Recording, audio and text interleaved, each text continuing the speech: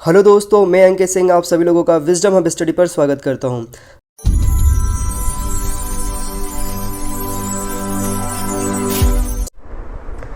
नमस्कार दोस्तों, मैं Ankit Singh wisdom hub study के पेज पर स्वागत करता हूं आप सभी लोगों का।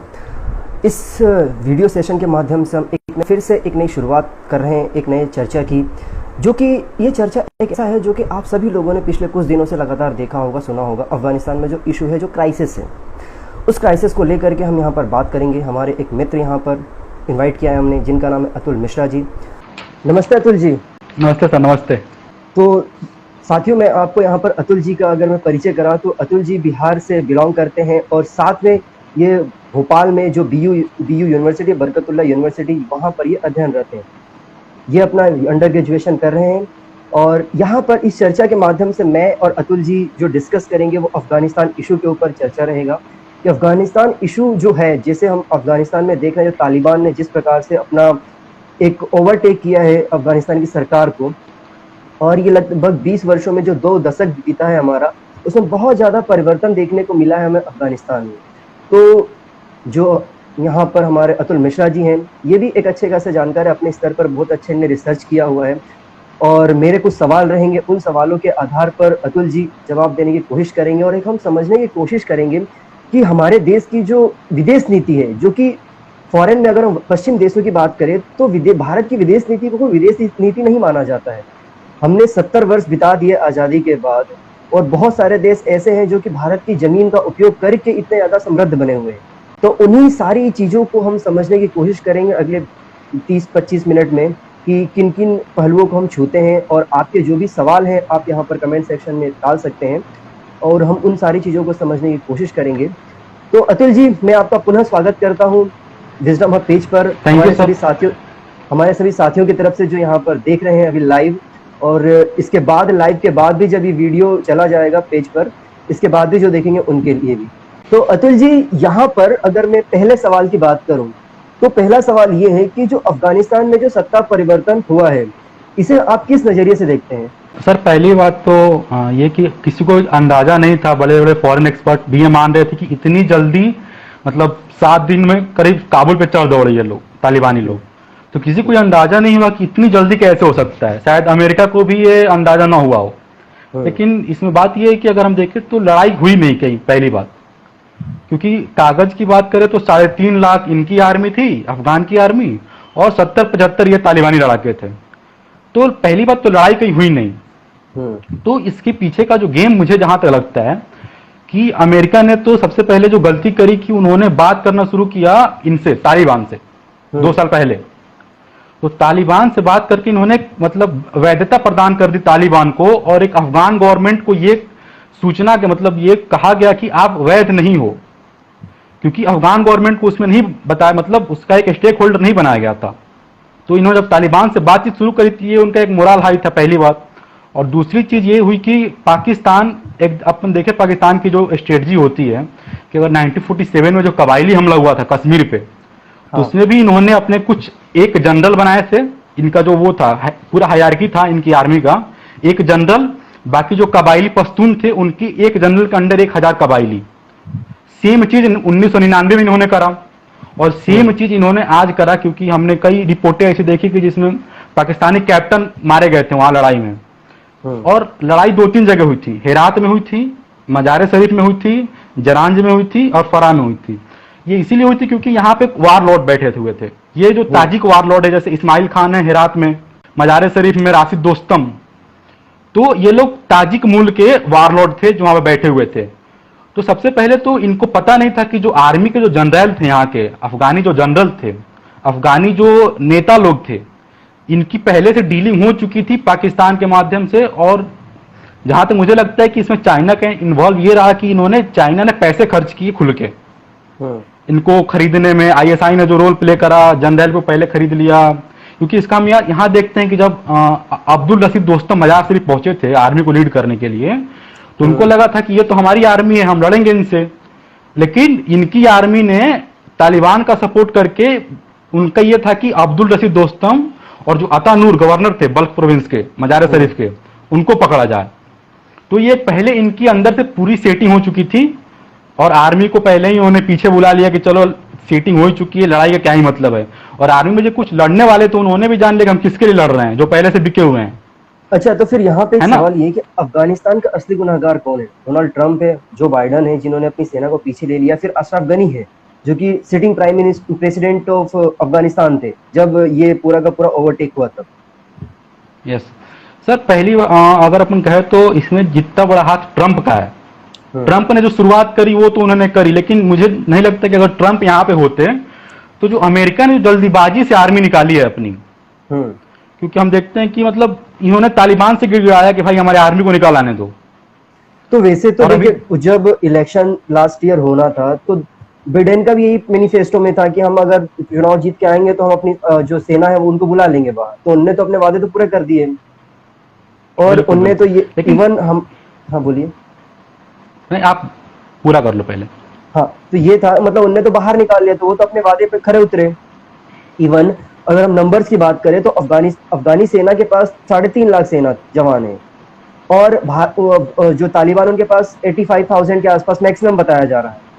इंफ्रास्ट्रक्चर अफगानिस्तान सेना के पास है, और ट्रेन करने की जिम्मेदारी भी अमेरिका की अफगानी सेना को थी। तो सारे के सारे जो रिसोर्सेज की बात करें वो तो अफगानिस्तान के पास था, लेकिन फिर भी ऐसी क्या मजबूरी हुई कि उनको भागना पड़ा अमेरिकी सेना को, और वो गए तो गए, साथ में वो सारे इंफ्रास्ट्रक्चर छोड़ के चले गए, जबकि उनको डिस्ट्रॉय भी कर सकते थे वो। जैसे हमने कुछ दिन पहले देखा कि बिल्कुल उनकी बिल्कुल जितने भी बिल्कुल। एम्बेसीज थी, जो भी उनके हेडक्वार्टर्स थे, वहां पे उन्होंने जो भी उनके डॉक्यूमेंट्स थे वो सबको जला दिया। तो वो सारे, ये जो भी वेपन्स थे, जो भी गाड़ी थी, जो भी उनके व्हीकल्स थे, वो सारे को डिस्ट्रॉय भी कर सकते थे, लेकिन उन्होंने ना किया। इसके पीछे क्या, मतलब कुछ ना कुछ तो जरूर एक ऐसी साजिश होगी जिसके माध्यम से एक जो मध्य एशिया है वहां पर एक इंसर्जेंसी क्रिएट की जाए और प्रॉब्लम क्रिएट की जाए पूरे मध्य एशिया में एक शांति को लेकर के। बिल्कुल बिल्कुल बिल्कुल। यहाँ पे अमेरिका का सर, मतलब कभी कभी उसकी पॉलिसी इतनी इरिटेटिंग लगती है मुझे भी कि समझ में नहीं आता सामने वाला करना क्या चाहता है। और मुझे जहां तक लगता है इन्होंने हथियार छोड़ा है तो ये इन्होंने एक तालिबान को ब्राइब दिया है हथियार के रूप में और अपने गाड़ियों के रूप में कि हमें सेफली निकल जाने दो, है ना। क्योंकि जो वियतनाम में देखा था इन्हें भागना पड़ा था लिटरली। हाँ, 65 तो एक 75 वाले में। हाँ हाँ, तो इनको भागना पड़ा था, तो इन्होंने मुझे जहां तक लगता है कि एक ब्राइब दी थी तालिबान को। अब ये मजे की बात ये है कि इन्होंने जो काबुल का इस समय सिक्योरिटी का इंचार्ज है वो हक्कानी है, और हक्कानी पे इन्होंने 37 करोड़ डॉलर की बाउंटी रखी थी, मतलब उसके सर पे इनाम रखा था कि इसको जो बताएगा उसको 37 करोड़ रुपए दिया जाएगा, 6 मिलियन डॉलर के आसपास। ये उनसे गिड़गिड़ा रहे हैं कि हमें निकल जाने दो। तो अमेरिका ने ये तो एक मुझे लगता है कि ब्राइब दी तालिबान को, और अमेरिका को कन्विंस कौन कर रहा था, तो उसके पीछे पाकिस्तान का बहुत बड़ा हाथ था, पाकिस्तान के आईएसआई और पाकिस्तान की जो एस्टेब्लिशमेंट है, जो उनकी अपनी एजेंसी है। क्योंकि अपन देखते हैं तो इनका एक इतिहास रहा है ठगने में अमेरिकियों को। इन्होंने उनके पैसे से तालिबान को सपोर्ट किया, उन्हीं के पैसे लगे तालिबान के खिलाफ लड़ाई भी लड़ी, उनको सपोर्ट भी किया, उनको बनाया भी। तो इनका अमेरिका को पाकिस्तानियों ने मूर्ख बनाया है हरदम से ही। तो पाकिस्तानियों ने शायद मुझे लगता है कन्विंस कर लिया होगा। पाकिस्तान अमेरिका को पाकिस्तान के माध्यम से एक प्लेग्राउंड मिलता है जहां से वो मध्य एशिया में जितने भी कंट्रीज हैं, मुस्लिम कंट्री हैं चाहे अरब कंट्रीज हो, उनको वो एक तरीके से कंट्रोल कर लेता है। मध्य एशिया में अगर वो आ गया, पाकिस्तान में अफगानिस्तान में वो आ गया, तो उसको वहां पर जो रशिया है उसके साथ टेकल करने में आसानी हो जाती है। और अब वो जमीन खो चुका है इसके माध्यम से। जो अफगानिस्तान में लास्ट वॉर जो हारा है, एक तरीके से हारी कह सकते हैं अमेरिका की, वो अपनी जमीन खो चुका है। ये अमेरिका के हार के साथ साथ मतलब ये उसकी क्रेडिबिलिटी पे भी क्वेश्चन मार्क खड़ा करता है कि आप कब तक अपने एलाइज के साथ रहते हो। क्योंकि अगर अपन रसिया की बात करें तो सीरिया में बशर अल असद जो है कितना बड़ा तानाशाह है वो, लेकिन रसिया वहां पे खड़ा रहता है। तो ये अमेरिका की जो क्रेडिबिलिटी है, जो जापान में इनका कहना था कि हम जापान के प्रोटेक्शन करेंगे, ताइवान के प्रोटेक्शन करेंगे, साउथ कोरिया के प्रोटेक्शन करेंगे, तो इसकी क्रेडिबिलिटी पे क्वेश्चन मार्क खड़ा हुआ है कि आप अपने एलाई के साथ कब तक खड़े रह पाते हो। और मुझे ये लगता है कि चाइना ये मैसेज कन्वे करने में सफल हुआ है कि America is a declining super power. अब जो है हम ही हैं, ये चाइना ने एक मतलब मैसेज कन्वे कर दिया है सभी मुल्कों में कि अब जो सुपर पावर है वो चाइना है, ना कि अमेरिका। अच्छा, चलिए इसमें अगला प्रश्न हम जोड़ते हैं जो कि भारत से रिलेट करता है। मतलब भारत की अफगान नीति को लेकर के क्या नजरिया है? जैसे कि अफगानिस्तान द्वारा जो तालिबान पर कब्जे किए गए, उसमें भारत की जो मतलब भारत का जो जियोपॉलिटिक्स है उसमें क्या प्रभाव पड़ेगा? सर देखिए, अभी तो अगर हम अपन बात करें तो इंडिया की जो विदेश नीति है उसकी असली परीक्षा अब होने वाली है। इसके पहले हम तालिबान में जो एक बात होता है इंडिया में कि हमने $3 अरब लगाया, उधर $3 बिलियन लगाया उसमें, तो हाँ वो अपन एक एड दिया था जिसका मतलब इन्वेस्टमेंट का मतलब ये आप कह सकते हो कि 3 बिलियन लगाया अपन तो 4 मिलियन मिले, जैसा चाइना करता है। हम्म। 3 बिलियन लगाया, 4-5 मिलियन लेता है उन सामने वाले से, नहीं तो फिर वो उनका डेब्ट पॉलिसी उसका आपको पता है। देखिए, लेकिन लेकिन इंडिया ने जो चाइना, करा है वहां। इंडिया और चाइना में एक फर्क है। इंडिया जो है वो नैतिक मूल्यों के मतलब आधार रख बिल्कुल के कार्य बिल्कुल। करता है, जबकि चाइना इन सारे नैतिक मूल्यों की वैल्यू ही नहीं करता है। वो डेप्थ पॉलिसी में डाल देता है, जबकि इंडिया ऐसा कभी भी डेप्थ हम्म। पॉलिसी में लेके नहीं जाता है। वो जैसे अगर हम बिल्कुल बात करें बिल्कुल। वहां पे जो डैम्स बनाए हैं इंडिया ने बनाए हैं, इवन वहां का संसद जो पार्लियामेंट है वो इंडिया ने बनाया है, और स्कूल। इंडिया स्कूल्स बनाए इंडिया, और अफगानिस्तान की कह सकते कल्चरल एक्टिविटीज है, वहां के स्टूडेंट आकर के इंडिया में पढ़ते हैं। इवन जो उनका एक जो सुप्रीम लीडर है वो खुद इंडिया आईएमए से पढ़ा हुआ है, हम्म। शेर मोहम्मद तालिबान इस्ताखांजी। वाला जो है, हाँ, तालिबान वाला शेर जो है, मोहम्मद शेर इस्ताखांजी मोहम्मद जो है। अब्बासी। हाँ, हाँ। वो खुद इंडिया के आईएमए से मतलब बेस से पास आउट है। तो हम तो ऐसे बहुत सारे लड़ाके हैं जो इंडिया की जो एग्रीमेंट्स है उसके तहत हम वहां के आईपीएस आईएएस को बनाते हैं।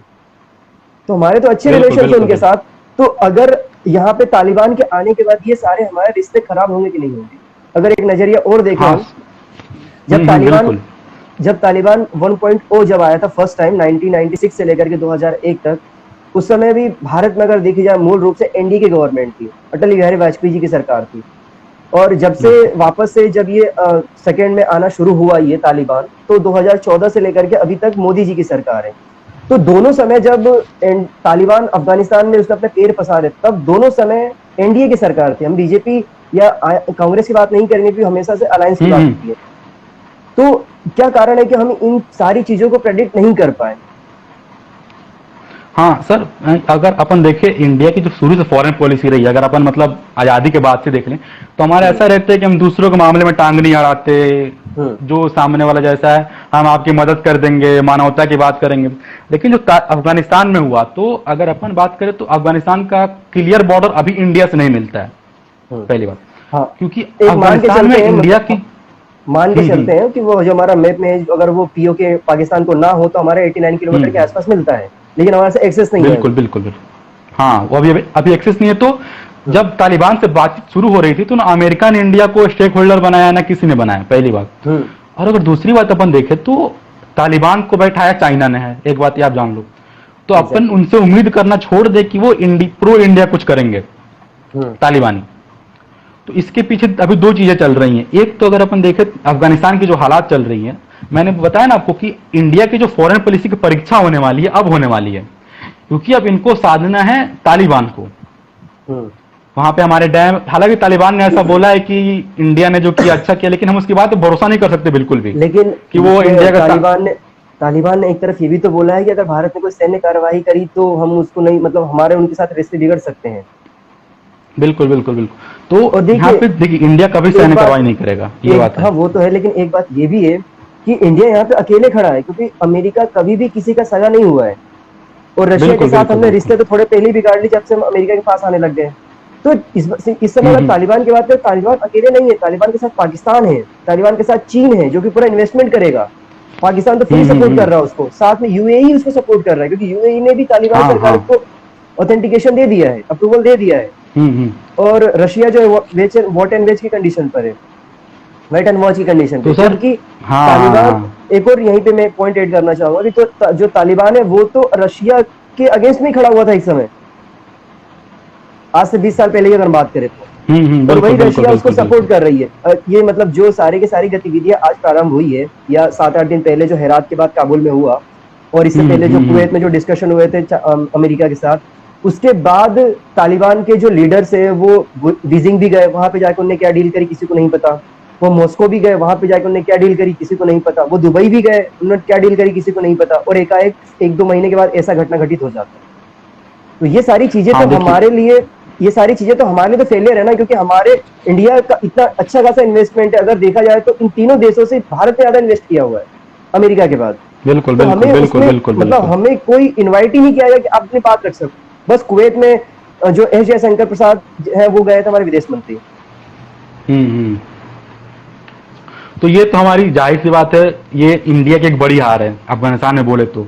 इसमें अनडाउटली कहा जा सकता है कि अफगानिस्तान में जो अभी हुआ ये इंडिया की फॉरेन पॉलिसी की बड़ी हार है। लेकिन मुझे लगता है कि जो असली गेम शुरू होने वाला है अब शुरू होने वाला है, क्योंकि देखिए सर, तालिबान ने कब्जा तो कर लिया है ना, अब उनको देश चलाना है।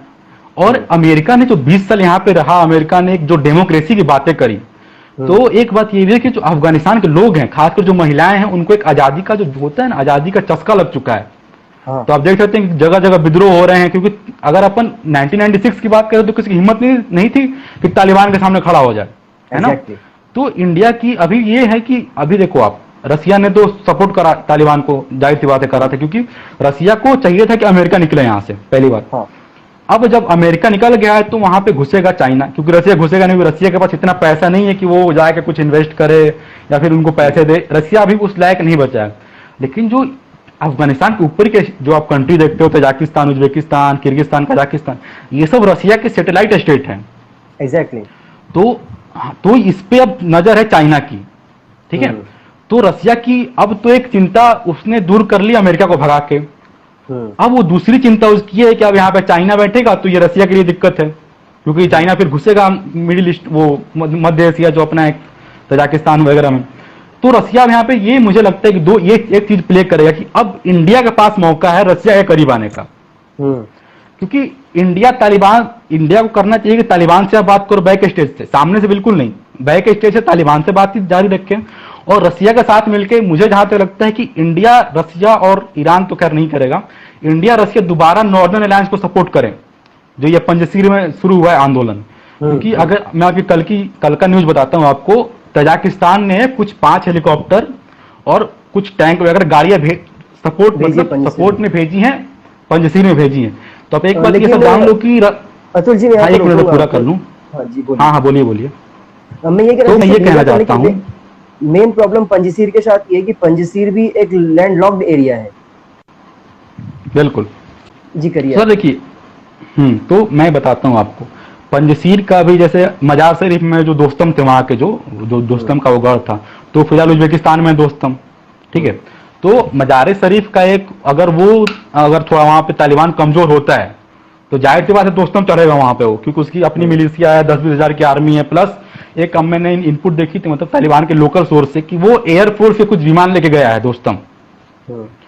तो अगर पंजशीर में लड़ाई चलती है, तालिबान पंजशीर में उलझता है, तो जाहिर सी बात है मजार शरीफ में दोस्तम आएगा, पहली बात। और दूसरी बात, जो तजाकिस्तान ने जो मदद करी है अभी, तो सर मुझे जहां तक लगता है कि तजाकिस्तान अपने मन से तो ये मदद नहीं किया है, इसके पीछे रसिया जरूर खड़ा है, क्योंकि ये लोग अपने मन से उतने बड़े कंट्री नहीं कि अपने मन से डिसीजन ले लें कुछ भी, या फिर तालिबान के खिलाफ खड़े हो जाए, चाइना के खिलाफ खड़े हो जाए। तो ये रसिया ने सपोर्ट करा है नॉर्दर्न लैंड को, हमें दिख रहा है आज के डेट में। मुझे इंडिया, ये जो आपने बोला, एक चीज मुझे ये समझ में आ रही है कि चाहे अमेरिका हो, चाइना हो या फिर रशिया हो, इन तीनों को एक नया मार्केट मिल गया है अफगानिस्तान, जहां पे अपनी वेपन इंडस्ट्री को चला सके। बिल्कुल। ये अपनी वेपन इंडस्ट्री को चलाने के लिए आप देखोगे हर एक दशक में ऐसा कोई ना कोई घटना घटित हो जाता है जिससे देशों की वेपन इंडस्ट्री चलती रहे, और ये देश फ्लरिश अपनी वेपन इंडस्ट्री की वजह से ही है। अगर इंडिया और पाकिस्तान में यदि कश्मीर इश्यू को लेकर कोई स्टेटमेंट आता है तो उसके बाद आप देखोगे दोनों देशों के मध्य वेपन खरीदना शुरू हो जाता है। तो पंजशीर को देखा जाए तो लैंड लॉक्ड एरिया है, और अगर तजाकिस्तान के एरिया से बात करें तो वहां से 230 से 300 किलोमीटर की दूरी पे है वो, तो लैंड से जाना तो संभव है ही नहीं, क्योंकि वहां पे भी तालिबान का मतलब कंट्रोल है। अगर तालिबान का कंट्रोल नहीं है तो बात एक जगह पंजशीर, और वो भी वैली वाला एरिया होने की वजह से, क्योंकि पहाड़ी क्षेत्र है वो। अभी एक्चुअली बात यह है कि तालिबान के पास एयर फोर्स नहीं है पूरी भी, ठीक है। तो एक एयर सपोर्ट जरूर देगा रसिया, और इंडिया भी देगा जहां तक मुझे लगता है, क्योंकि इंडिया के लिए नई बात तो है नहीं। यशवंत सिन्हा ने कहा था कि अभी एक बड़ा चैप्टर लिखना बाकी है इंडिया और नॉर्दर्न अलायंस के रिश्तों का। तो इंडिया के लिए नई बात नहीं है नॉर्दर्न अलायंस को सपोर्ट करना। तो मुझे जहां तक लगता है 26 को मीटिंग है कैबिनेट, मतलब सॉरी ऑल पार्टी मीटिंग हुई इंडिया में। तो मुझे जहां तक लगता है इसकी 2-3 चीजें आएंगी सामने। एक तो तालिबान से इनको बात करना ही पड़ेगा, क्योंकि वो एक सत्य है कि तालिबान आ चुका है काबुल में। और अगर आप नॉर्दर्न अलायंस को सपोर्ट भी करते हो तो वहां पे स्थिति बनेगी खाना जंगी, यानी गृह युद्ध की स्थिति बनेगी। क्योंकि ऐसा तो नहीं कि नॉर्दर्न अलायंस एक ही बार में चढ़ दौड़ेगा काबुल में जैसे तालिबान ने चढ़ा, तो उसको लड़ाई करने में जीतने में टाइम लगेगा। अभी एक आध प्रोविंस जैसे कुंदूज के गवर्नर ने सरेंडर करा अभी, जो न्यूज मुझे मिली थी, कुंदूज के गवर्नर थे, बघेलन प्रांत के जो गवर्नर थे, इन्होंने मतलब लड़ाई जारी है फिलहाल अपन कह सकते हैं, और सपोर्ट मिल रहा है उनको नॉर्दर्न अच्छा, लास्ट मेरा से। तो अब अगला प्रश्न है, हम्म। इसको यहीं पे करते हैं हम, अब वापस भारत की नीति पर आते हैं। देखिए, मतलब अगर हम बात हम्म। करें तो हमारी पिछले कुछ समय से, अगर 8-10 साल, मतलब अगर सरकारों की बात करें, तो मोस्टली जो विदेश नीति एक तरीके से ब्यूरोक्रेसी के द्वारा हैंडल करने के प्रयास किया जा रहा है ना? हमारे बिल्कुल। सुषमा स्वराज के बाद अगर विदेश मंत्री की बात करें जयशंकर के, तो वो खुद आईएफएस अधिकारी रह चुके हैं और उनका अच्छा हम्म। खासा अनुभव रहा है चीन में काम करने का और पूर्वी एशिया में काम करने का। बिल्कुल बिल्कुल। और अजीत डोभाल जो हमारे एनएसए नेशनल सिक्योरिटी एडवाइजर, वो पहले मतलब मोदी 1.0 से लेकर के मोदी 2.0 तक वो एनएसए रहे हैं, और इससे पहले भी वो एक आईपीएस अधिकारी रह चुके हैं, और उन्होंने बहुत सारे ऑपरेशन किए हैं जो कि मतलब एक हाइडन ऑपरेशन है, और जासूस भी रह चुके हैं पाकिस्तान में। तो बिल्कुल बिल्कुल ये बिल्कुल। सारी ब्यूरोक्रेसी के इर्द गिर्द हमारी अगर जो फॉरेन पॉलिसी चल रही है, और ब्यूरोक्रेसी को तो पूरा पता होता है कि कौन से देश में कब हुआ था, आज से 1000 साल पहले के बारे में भी तो सब पढ़ते हैं वो। तो क्या कारण है कि वो इस तालिबान नीति को समझ नहीं पाए, वो प्रेडिक्ट नहीं कर पाए कि तालिबान ऐसा करने वाला है? क्या हमारा फेलियर रहा इसमें ऐसा? हाँ, अब ये तो जाहिर सी बात है, हमारा बहुत बड़ा फेलियर था, क्योंकि अगर अपन देखें तो उनको ये थोड़ी पता था कि जो ये अब्दुल्ला अब्दुल्ला या फिर हामिद करजई, अशरफ गनी, इनकी डीलिंग हो चुकी है। शायद इस बात से इंडिया के जो जो भी विदेश मंत्री एनएसए थे, ये अनभिज्ञ थे, मुझे ज्यादा लगता है, क्योंकि कोई भी अपनी सत्ता की डीलिंग क्यों करेगा, ये जहां तक मुझे लेकिन लगता है कि इनका सोचना था। लेकिन एक तरीके से तो जो हमारे अजीत डोभाल जी हैं, उनको तो जेम्स बॉन्ड कहा हाँ। जाता है भारत का। और जो व्यक्ति तो पाकिस्तान में रह के आ चुका है, और वो वहां पे जासूस रहा और एक भिखारी की तरह रहा, वो लोगों को पता तक नहीं चला, और उनके बारे में इंटरनेट पे बहुत ही कम रिसोर्सेस अवेलेबल है। हाँ हाँ, भारत के बिल्कुल बिल्कुल बिल्कुल। सबसे प्रेस्टिजियस गैलेंड्री अवार्ड मिला है उन्हें, सेना का। सही बात है। तो तो हमसे देखिए, हम इंडिया तो का मुझे जी जी बोलिए। इंडिया का ये मतलब आप कह सकते हैं जाहिर बात है फेलियर तो रहा है, लेकिन आई थिंक इनका कुछ तो मतलब ऐसा गेम था सरकार और तालिबान के अंदर का जो गेम था, क्योंकि अभी अपन देखें तो ये तालिबान जाके बैठा है कुर्सी पे, तो इन्होंने उसी दिन से जो अब्दुल्ला अब्दुल्ला अब्दुल्ला अब्दुल्ला थे और हामिद करजई थे, इनसे बातचीत शुरू हो गई। जाहिर सी बात है, रातों रात ये चेंज तो हुआ नहीं हुआ कि चलो भाई अभी हम तुम्हारे खिलाफ थे, अब हम तुमसे बातचीत करेंगे, क्योंकि तालिबान का इतिहास तो बातचीत वाला बिल्कुल नहीं रहा है। ये काबुल में बैठे रहे। अशरफ गनी रशियन एजेंसी का दावा है कि वो बहुत सारे कैश लेके निकले हैं यहाँ से, हम अशरफ गनी। उसके बाद उनके भाई आकर तालिबान में ज्वाइन हो जाते हैं, हसमत गनी। वो भी और बचने एक के जो लिए। रास्ता खुलता है, हाँ, बचने के लिए, फिर पहले से डीलिंग से पता नहीं मुझे तो। हाँ, मतलब इनका लग रहा है कि सब पहले से इनका डीलिंग था, क्योंकि हर जगह सेना चल रही थी, फिर उनको बोल दिया जाता था कि आप पीछे आ जाओ, ये खाली कर दो, ये खाली कर दो, ये जगह खाली कर दो। तो जो एक शुरुआत तरीके में से न्यूज आ रही थी। ये एक तरीके से सेना के जो मनोबल है उसको भी तोड़ने का काम किया गया कि बिल्कुल आप बिल्कुल वो बिल्कुल जब बिल्कुल। अपर लेवल पे आ गए, वो जब उनके ऊपर बैठ गए हैं, तो आपने बोला कि आप बैकआउट पे आ जाओ। फिर सेना को लगा कि हम किसके लिए लड़े भाई, क्योंकि देशभक्ति की बात यहाँ पे थी नहीं। और अफगानिस्तान की बात करें तो देशभक्ति वाली चीज वहां पे कम है, वहां पे वार लॉर्ड हैं। तो जो सेना भी थी यहाँ पे, ये लोग सब वार लॉर्ड के, जैसे कि कुछ मसूद के आदमी थे, साले के आदमी थे, इस्माइल खान के आदमी थे, ये लोग इन्होंने भर्ती कराया था सेना में। अब वो सब लोग वापस लौट के आ चुके हैं वार लॉर्ड के पास, ठीक है। तो अब अफगानिस्तान की स्थिति बन रही है उनकी सिविल वॉर की, जहां तक मुझे लग रहा है। तो जब इंडिया की असली चुनौती अब मिलने वाली है कि अगर अपन चाइना का खेल देखें, तो हम इंडिया क्वाड क्वाड कर रहा था कि हमने क्वाड बनाया, लेकिन अगर चाइना की बात करें तो चाइना एक हो गया, पाकिस्तान, ईरान और अफगानिस्तान। इंडिया की पूरी पड़ोसी डिस्टर्ब कर दिया चाइना ने, मतलब तालिबान को बैठाकर, क्योंकि पहले अफगानिस्तान में सरकार थी, तो हम पाकिस्तान को मतलब ऐसा होता था कि पाकिस्तान कुछ इधर करेगा, हम उधर मारने पड़ जाते थे, अफगानिस्तान से उधर से बोला वो फायर होने लगता था। लेकिन अब ये अपन ने एक चीज ध्यान नहीं दिया, इंडिया ने शायद पता नहीं कितने बड़े मतलब मूर्खता है इनकी क्या है, पाकिस्तान ने फरवरी में सीज फायर कर दिया इंडिया के साथ। इन्होंने पता नहीं मतलब, मैं तो ये समझ नहीं पा रहा हूं कि आखिर इन्होंने ये नहीं सोचा कि भाई सामने सांप, मतलब पाकिस्तान इंडिया के लिए सांप की तरह है, वो डसेगा ही डसेगा, चाहे उसे कितना भी प्यार कर लो, कुछ भी कर लो। तो इनको ये समझ में नहीं आया कि हकीम हक्कानी पाकिस्तान के जो प्राइम मिनिस्टर हैं, उनके लगातार 7 प्राइम मिनिस्टर के वो मतलब कह सकते हैं कि एडवाइजर रहे हैं। वो उन्होंने एक बुक लिखी है, बिल्कुल बिल्कुल, इंडिया वर्सेस पाकिस्तान। उस बुक में उन्होंने कहा है, हकीम हक्कानी ने, कि कश्मीर जो है ना, वो पाकिस्तान के गले की हड्डी है। वो ना तो उसको निगलने में बनेगी उसको, और ना ही उसे चबाने की बनेगी। और हमेशा से अगर हम देखेंगे तो पाकिस्तान कश्मीर को ही लेकर के पाकिस्तान ने इशू उठाए हमेशा से, चाहे वो यूनाइटेड नेशन की बिल्कुल बात हो जाए बिल्कुल। या यहाँ पर हो जाए। और कश्मीर तालिबान भी एक तरीके से जो काउंटर पार्ट है ना वो कश्मीर का ही है डिस्टर्ब करने के लिए। हम्म। तो हाँ ये हाँ। सब तो तो सर देखिए, एक तरीके से हमारी फेलियर ही है, चाहे हम आज की सरकार की बात करें पुरानी सरकार की बात करें। हम्म। तालिबान को तो सर 34 अभी साल हो मैंने, चुके हैं।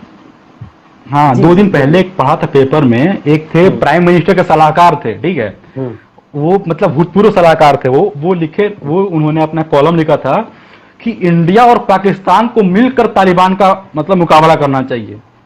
तो ये तो हमारी ब्यूरोक्रेसी और डिप्लोमेसी की समझ है पाकिस्तान को लेके। देखिए ये तो संभव ही नहीं हो सकता, क्योंकि पाकिस्तान मतलब ये वो जहां तक हम कह प्राइम सकते हैं। मिनिस्टर के सलाहकार रहे हों, वो प्राइम मिनिस्टर के सलाहकार रहे थे। उनका ये हम्म कहना था कि इंडिया और पाकिस्तान को साथ मिलकर तालिबान का मुकाबला करना चाहिए। और आज पाकिस्तान भी बड़ी कूद रहा है कि हम तालिबान को बैठा दिए, लेकिन सर अपन ये पाकिस्तान शायद, जो आपने बात कही कश्मीर जो गले की हड्डी है, हम्म ये अगर कश्मीर, अगर पाकिस्तान आज कश्मीर का राग अगर अपना छोड़ दे तो वो शायद विकास कर जाए। क्योंकि ये अमेरिका जाते हैं कश्मीर की बात करते हैं, रशिया जाते हम्म। हैं कश्मीर की बात करते हैं। अगर ये बात करके भाई चलो आप हॉस्पिटल बना दो, हमें रोड बना दो, शिक्षा दे दो, तो शायद तालिबान पाकिस्तान विकास कर जाता। लेकिन इनको हर जगह तो कश्मीर राग करना है, अतुल जी तो यही तो बात है, पाकिस्तान के लिए भी दिक्कत है। अगर पाकिस्तान कश्मीर का बात छोड़ देगा तो उसको वोट कौन देगा?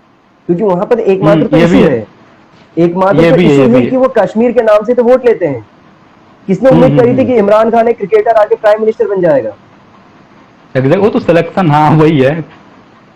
तो सर बात और यही है वैसे कि भी हम ये भी जानते हैं कि जो हम्म, पाकिस्तान में एक तरीके से डेमोक्रेसी क्या है और पॉलिटिक्स क्या है ये तो है नहीं, उसके ऊपर सेना बैठती है वहां पे तो। हाँ, क्योंकि सिलेक्शन वहां वो पे सब सिलेक्टेड होते हैं जो भी हो। क्योंकि वहां पे किसी भी प्राइम मिनिस्टर ने अपने पूरे 5 साल का कार्यकाल नहीं बनाया अभी तक, भारत की आजादी और पाकिस्तान के पार्टीशन के बाद से। बिल्कुल बिल्कुल बिल्कुल।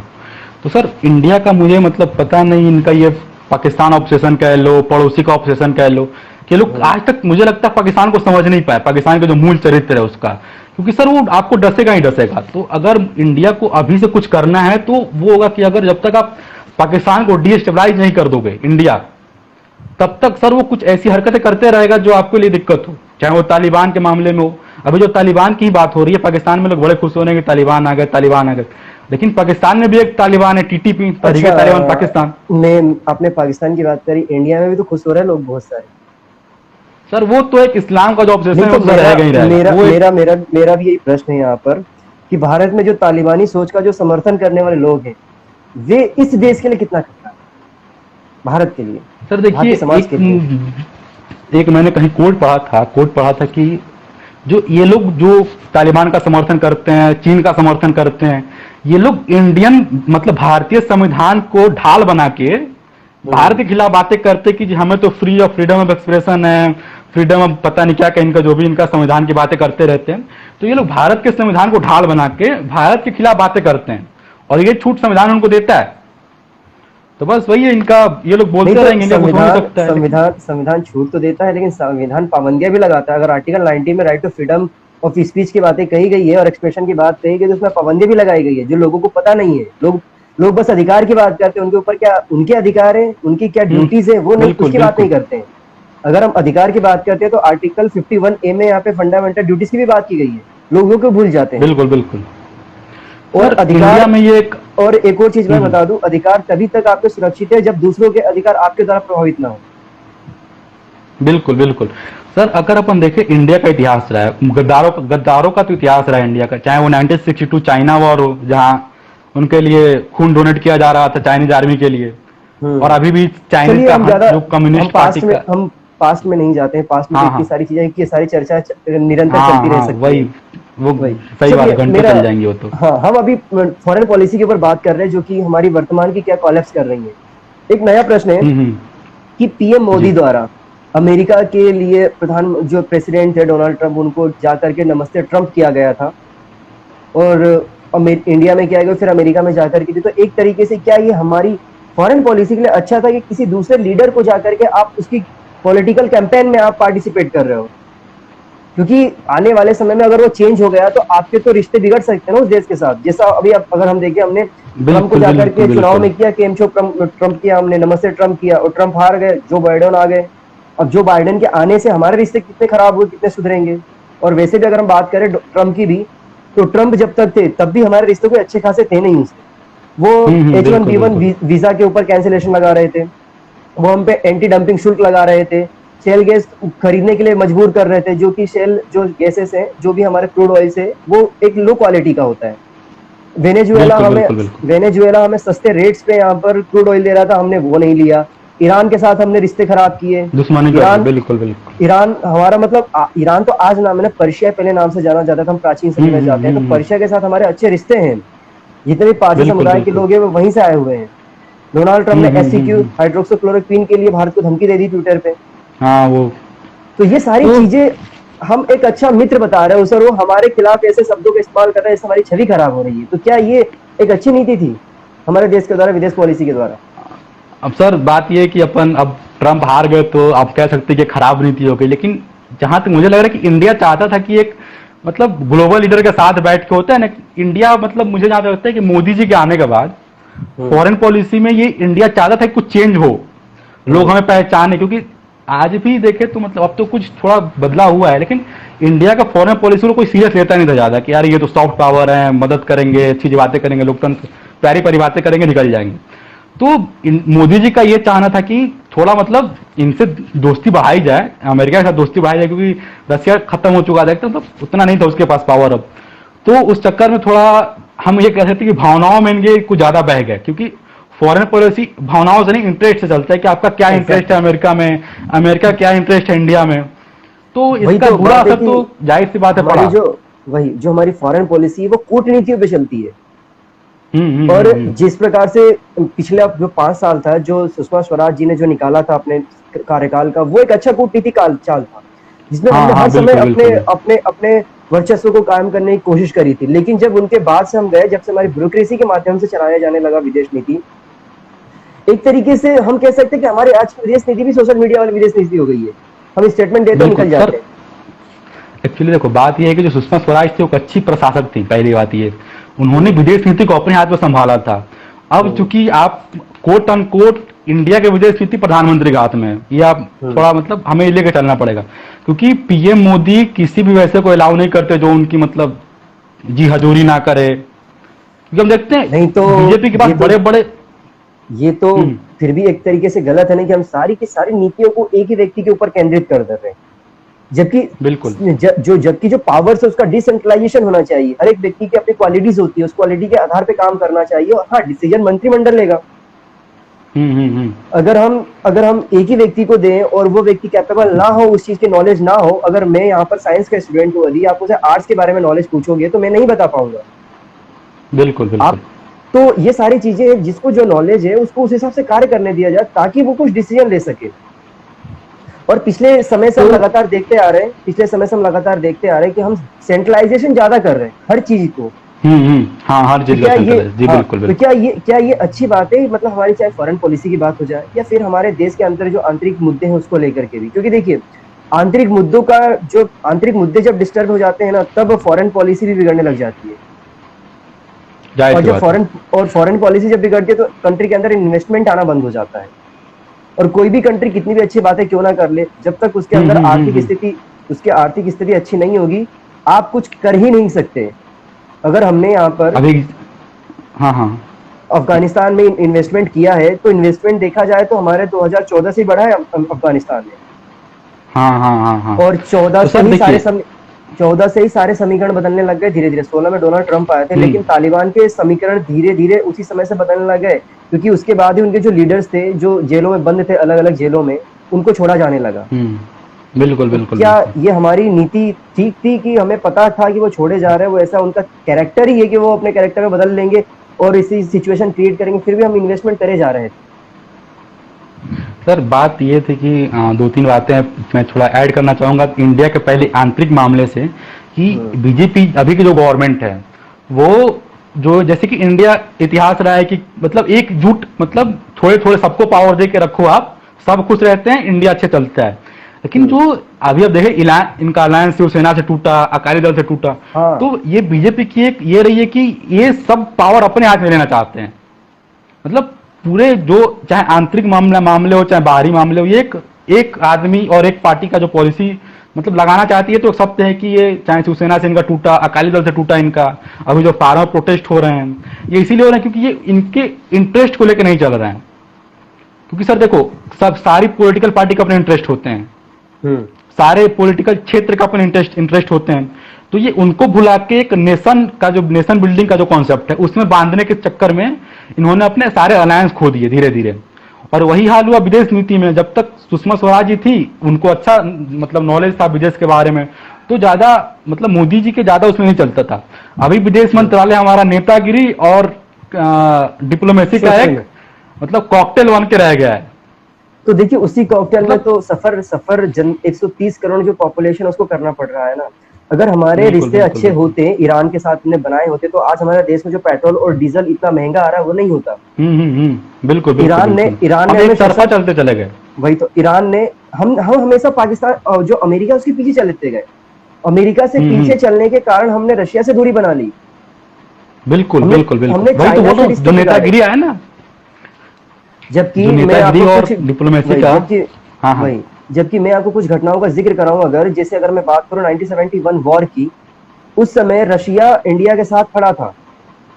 जब अमेरिका सपोर्ट कर रहा था पाकिस्तान का, और जब अमेरिका ने पाकिस्तान के कहने पर जब उनके वॉरशिप्स भेजे थे, तो अफगानिस्तान अमेरिका ने मॉस्को ने मतलब रशिया ने इंडिया को सपोर्ट करते हुए अब जो अमेरिका के सारे सबमरीन से उसको ब्लॉक कर दिए थे। और इसके बाद हम चाइना से वॉर जब हारे थे, उसका एक मुख्य कारण ये भी था कि उस समय रशिया और अमेरिका क्यूबा क्राइसिस में फंसे हुए थे, अदरवाइज हम वो युद्ध भी नहीं आते अमेरिका चाइना से। बिल्कुल तो उस समय की जो हमारी विदेश नीति थी और आज की जो विदेश नीति, उसमें बहुत ज्यादा परिवर्तन आ चुका है। 1990 अगर 1998-99 की बात करें, जब हमारा कारगिल वॉर था, उस समय भी अमेरिका ने सपोर्ट नहीं किया था भारत का।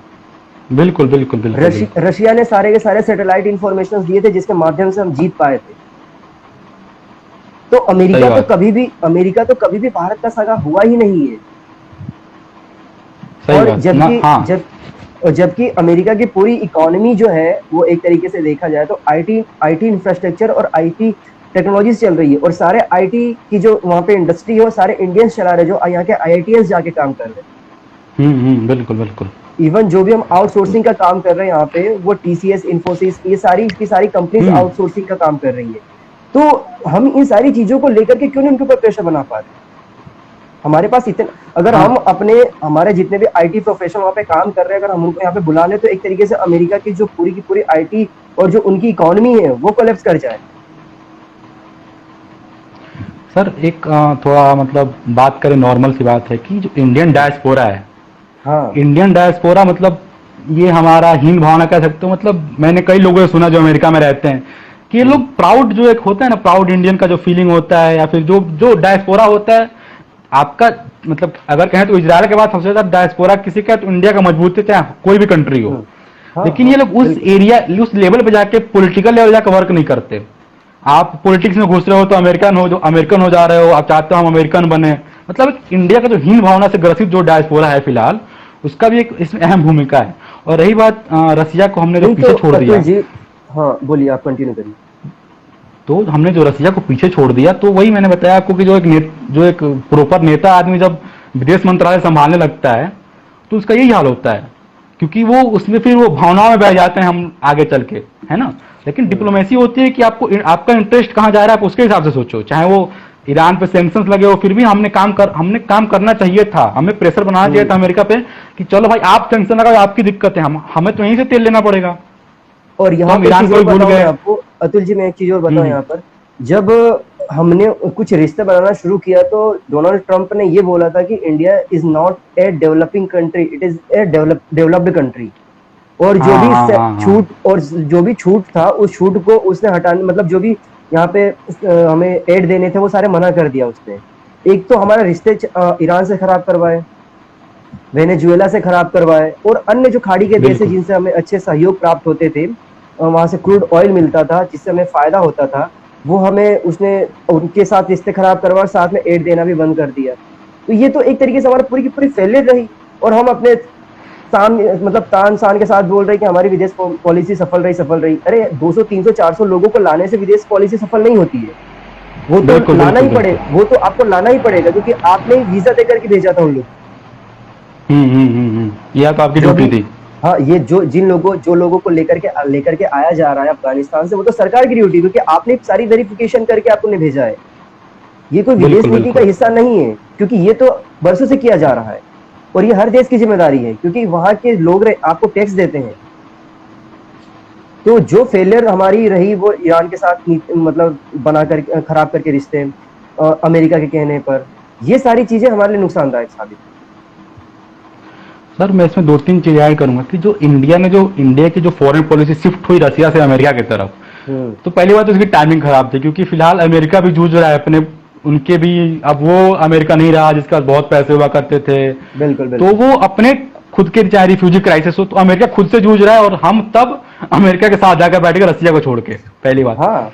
और दूसरी बात ये रही कि वही मतलब विदेश नीति में हमने एक प्रशासक को, एक डिप्लोमेसी, एक नेता के हवाले छोड़ दिया कि चलो इमोशनल मामले में हम लोग निकाल ले जाएंगे, ऐसा नहीं होता है। और थर्ड चीज जो अपन अभी बात करते हैं कि हमें ग्लोबल लीडर बनना है, हमें ये करना है, हमें वो करना है, तो सर एक अच्छा कोट है कि if you want to be a super power then behave like a super power. America जब एग्जैक्टली। सुपर पावर था तो हर मामले में उसको उंगली करनी थी, हम्म। चाहे वो डेमोक्रेसी के बहाने करे, ह्यूमन राइट के बहाने करे, लेकिन इराक में उसने तबाही मचाई, लीबिया में तबाही मचाई, सीरिया, मतलब हर जगह उसने चरस बो रखे थे अमेरिका ने। हम्म। लेकिन जब अफगानिस्तान की बारी आई थी तो ये अच्छा मौका था इंडिया के पास अपने आप को प्रूव करने का कि देखो अब हम एक वो देश हैं जो डेमोक्रेसी के लिए खड़े हो रहे हैं, जो ह्यूमन राइट के लिए खड़े हो रहे हैं, क्योंकि अमेरिका तो निकल गया। हम्म। तो इंडिया के पास ये बड़ा सुनहरा मौका था कि इस पे वो मौके पे चौका मार लेते, लेकिन इन्होंने फिर भी उस टाइम पे कुछ नहीं किया। वही बात है तो ना। ये कुछ अब चीजें इंडिया ने भूल करी हैं, और तो अब देखिए तो वही बात मेन है, इनका परीक्षा होने वाला है। अतुल जी, वही बात है कि जैसे अमेरिका तो बैकआउट हो चुका है वहां पर, और मुझे नहीं लगता है कि उसे हम्म। मध्य एशिया में कोई जमीन देगा। हाँ कोई नहीं, नहीं नहीं, कोई नहीं, मध्य उसमें नहीं एशिया में देगा। जमीन नहीं देगा। तो एक तरीके से जब इराक अमेरिका भी बाहर खाली कर निकला। रहा है वो। हाँ। अब वो बाहर निकला है अमेरिका, तो वैसे तालिबान तो बात कर रहा है शरिया लॉ की, और जो शरिया लॉ है वो तो हम जानते हैं, मतलब जो भी पढ़ने में हमें आता है कि वो महिलाओं के हम्म अधिकार की बात नहीं करता है। मैंने तस्लीमा नसरीन का हम्म। एक स्टेटमेंट पढ़ा था, जिसमें हाँ उन्होंने लिखा हाँ है, वो कि तो वो खुद। हाँ। कि वो तालिबान तालिबान में महिलाओं। चेंज बट सरिया नॉट। हाँ। तो तालिबान जो महिलाओं के अधिकार की बात कर रहा है, जबकि उन्होंने बोला कि शरिया तो महिलाओं के अधिकार की बात करता ही नहीं है, जो कि तस्लीमा नसरीन में लिखा है। वही वही। वो बांग्लादेश हम्म। की, मतलब बांग्लादेश से भारत में आई हुई हाँ एक पत्रकार है, भारत में और भाजपा थी। खुद मुस्लिम कम्युनिटी से बिलोंग बिल्कुल करती है वो। तो हम बिल्कुल उनके इस बिल्कुल कोर्ट को तो इग्नोर नहीं कर सकते। एक तरीके बिल्कुल से सर। तो इसमें थोड़ा सा और ऐड करूंगा मैं, कि एक तरीके से यदि अमेरिका बाहर निकला वहां से, अफगानिस्तान से, तो हम्म एग्जैक्टली मतलब हम कह सकते हैं कि डेफिनेटली वहां से डेमोक्रेसी बाहर निकल गया। हम्म। और डेमोक्रेसी बाहर निकला। अब वहां पे यदि चाइना अपना इंटरेस्ट दिखा रहा है, तो यहाँ पर शरिया प्लस कम्युनिस्ट आइडियोलॉजी की विचारधारा चलेंगी यहाँ पे। और एक तरीके से बिल्कुल बिल्कुल। अफगानिस्तान में जो पंजशीर वाला जो इलाका है, क्षेत्र है, अगर वहां कोई इनने कंट्रोल कर लिया तो पूरी की पूरी तरीके से ये खत्म कर देंगे। और अगर नहीं कर हम्म। पाएंगे तो धीरे धीरे वहां पर एक आंतरिक गृह युद्ध की तरफ चलता रहेगा, लेकिन वो भी हाँ ज्यादा वो समय तक नहीं। ज्यादा समय तक नहीं, क्योंकि इनके पास है ही कितने। और जो अगर हम बात करें अमरुल्ला सलेह की, जो इस समय एक्टिंग प्रेसिडेंट है, वो तो खुद हम्म। ब्यूरोक्रेसी में रह चुके हैं। बिल्कुल। और वो आईएसआई ब्यूरो। तो उन्होंने हाँ। बड़ा वही। वो ब्यूरोक्रेसी स्पाई में रह नेटवर्क उनका। चुके, वही तो ब्यूरोक्रेसी में रह चुके हैं, इसीलिए वह उन सारी चीजों के माध्यम से ही पूरा कंट्रोल कर रहे हैं। अदरवाइज मतलब पूरा का पूरा अफगानिस्तान खत्म हो चुका था। बिल्कुल। तो सर ये बात है कि अभी अपन कहे तो एक मतलब ये थोड़ा ज्यादा बुरा हो जाएगा, लेकिन एक आपदा में अवसर की बात अभी इंडिया के पास है कि देखो अमेरिका निकल चुका है अफगानिस्तान से। तो अफगान के जो लोकल हैं उनके दिल में इंडिया का जो भले $3.5 बिलियन का जो भी इन्वेस्ट खत्म मतलब खराब हुआ है, लेकिन इंडिया एक चीज में सफल हुआ है कि वो एक मैसेज कन्वे कर पाया है कि अब जो डेमोक्रेसी, महिलाओं के हित की जो बात है वो सिर्फ इंडिया उठा सकता है। एग्जैक्टली सही कह रहे हैं तो आप। इंडिया के पास एक अच्छा मौका है कि जो अमेरिका जो पिछले 70 साल में जो हर जगह डेमोक्रेसी, ह्यूमन राइट का चैंपियन बना फिरता था, अब उसको अगर इंडिया थोड़ा मेहनत कर ले, मैं तो ये कहूंगा थोड़ा मेहनत कर ले भाई, फॉरेन पॉलिसी वाले थोड़ा मेहनत कर लो, तो उसको अमेरिका को रिप्लेस कर सकता है India as a liberal democracy, liberal power, democratic power के रूप में। पहली चीज। दूसरी चीज की अब इंडिया को चाहिए कि या तो वहां पे देखो सर, वहां पे क्या ग्राउंड पर सोल्जर उतारने से घाटे होंगे इंडिया को, ये तो जाहिर सी बात सपोर्ट, देखिए ये बहुत बड़ी। हमें हमें हमें वॉर में नहीं जाना है। अगर आपने सेना उतारे तो आप वॉर हम्म। में चले जाओगे, और जब आप वॉर में बिल्कुल चले बिल्कुल जाओगे बिल्कुल। तो आप वैसे ही दो तरफ से संकट झेल रहे हो। आपको पाकिस्तान कंट्रोल हम्म मतलब अटैक करना शुरू कर देगा, वो सारे के सारे बॉर्डर्स पे। आपको जो आपके उत्तर वाला क्षेत्र है और आपका अरुणाचल वाला क्षेत्र है, वहां पर पाकिस्तान जो हमारा चाइना। चाइना, वो कंट्रोल चाइना। मतलब प्रॉब्लम क्रिएट कर देगा। और साथ में वो म्यांमार में जो इशू है उसको तो हम इग्नोर कर रहे हैं। म्यांमार सर में भी हमारी एक तरीके से पूरी तो पड़ोस में आग लगी हुई है। वही तो हम सेना तो उतार ही नहीं सकते, क्योंकि आपने जहां सेना उतारा, एक भी सेना उतारा, आप वॉर में चले गए, और हम उस सिचुएशन में नहीं है। बिल्कुल। हमारा सबसे अच्छा अगर वेपन है तो वो है सॉफ्ट पावर। और हम्म। हमारे सॉफ्ट पावर में जो सबसे बड़ा हथियार है वो हमारा कल्चरल एक्टिविटीज, और हमारा जो बिल्कुल कल्चरल बिल्कुल। एक्सचेंज होता है उसके माध्यम से हमने लोगों का दिल जीता है। यदि आज हम्म अफगानिस्तानी लोग जो इंडिया में सबसे आने की प्रेफरेबल जगह मानते हैं, सुटेबल जगह मानते हैं, उसका मेन कारण यही है कि भारत हमेशा से वसुधैव हम्म। कुटुंबकम की जो बात करता है उसको इनेप्ट मतलब इम्प्लीमेंट भी करता है। जी बिल्कुल बिल्कुल। तो सर हम देखते दो हैं तीन चीजें हैं वही कि सारी चीजें। बस। ये तो सर हाँ, आप बात बोलिए। यह है ना कि बात ये कि आपने बताया जैसे सॉफ्ट पावर इंडिया का एक स्ट्रांग बेस है प्लस कल्चरल एक्टिविटी, लेकिन सर तालिबान अब घुसने नहीं देगा इंडिया को वहां पे जब तक तालिबान का रूल है वहां पे, पहली बात। दूसरी यहाँ बात कि सर सुनिए इंडिया को अतुल जी, अब मैं यहाँ पे एक और हम्म चीज बोलूंगा। हम सॉफ्ट पावर हम्म की बात करिए, हमें सॉफ्ट पावर में हमें ये भी जोड़ना पड़ेगा कि हमारा सॉफ्ट पावर के बैक एंड में ना हमारा रॉ और आई भी आता है। बिल्कुल बिल्कुल, वही वही क्योंकि मैं वही ऐड करने हाँ। वाला हूँ कि पंजशीर जो अभी वहां पे एक गढ़ बन रहा है, क्योंकि सर हम्म। देखो जब तक तालिबान है वहां पे इंडिया का कोई नहीं पूछने वाला, ये क्लियर सी चीज है। हम्म। और वहां पे चाइना घुसेगा ही घुसेगा। हम्म। तो एक थोड़ा मतलब खैर विदेश नीति में ये चीजें होती हैं कि आपको सपोर्ट करना पड़ेगा बैक स्टेज से पंजशीर को, आप पैसे हम्म। दो उनको, एक एनुअल बजट बनाओ जो भी उनका है। हम्म। और जो चाइना घुस रहा है सर देखो, अगर हम बना नहीं सकते तो बिगाड़ तो सकते ही हैं, हाँ, क्योंकि चाइना फिर यही घुसेगा करना तो सर पड़ेगा। चाइना लगातार बढ़ते चला जाएगा। देखो एक चीज मैं यहाँ पे ऐड करना चाहूंगा। अपने चाइना की बात करी, चाइना ने पिछले 1.5 साल में अपने बहुत बड़े मार्केट खोया है इंडिया। चाहे हम बात हम्म। करें, इंडिया ने अब उनकी जो जो भी इलेक्ट्रॉनिक्स इंडस्ट्री है उसमें बहुत हद तक यूज करना बंद कर दिया। हम सबको तो नहीं कर सकते, लेकिन हमें हम्म। फिर भी उनकी इंडस्ट्री को नुकसान पहुंचाया है। तो अब बिल्कुल बिल्कुल चाइना को बिल्कुल। चाहिए एक नया मार्केट।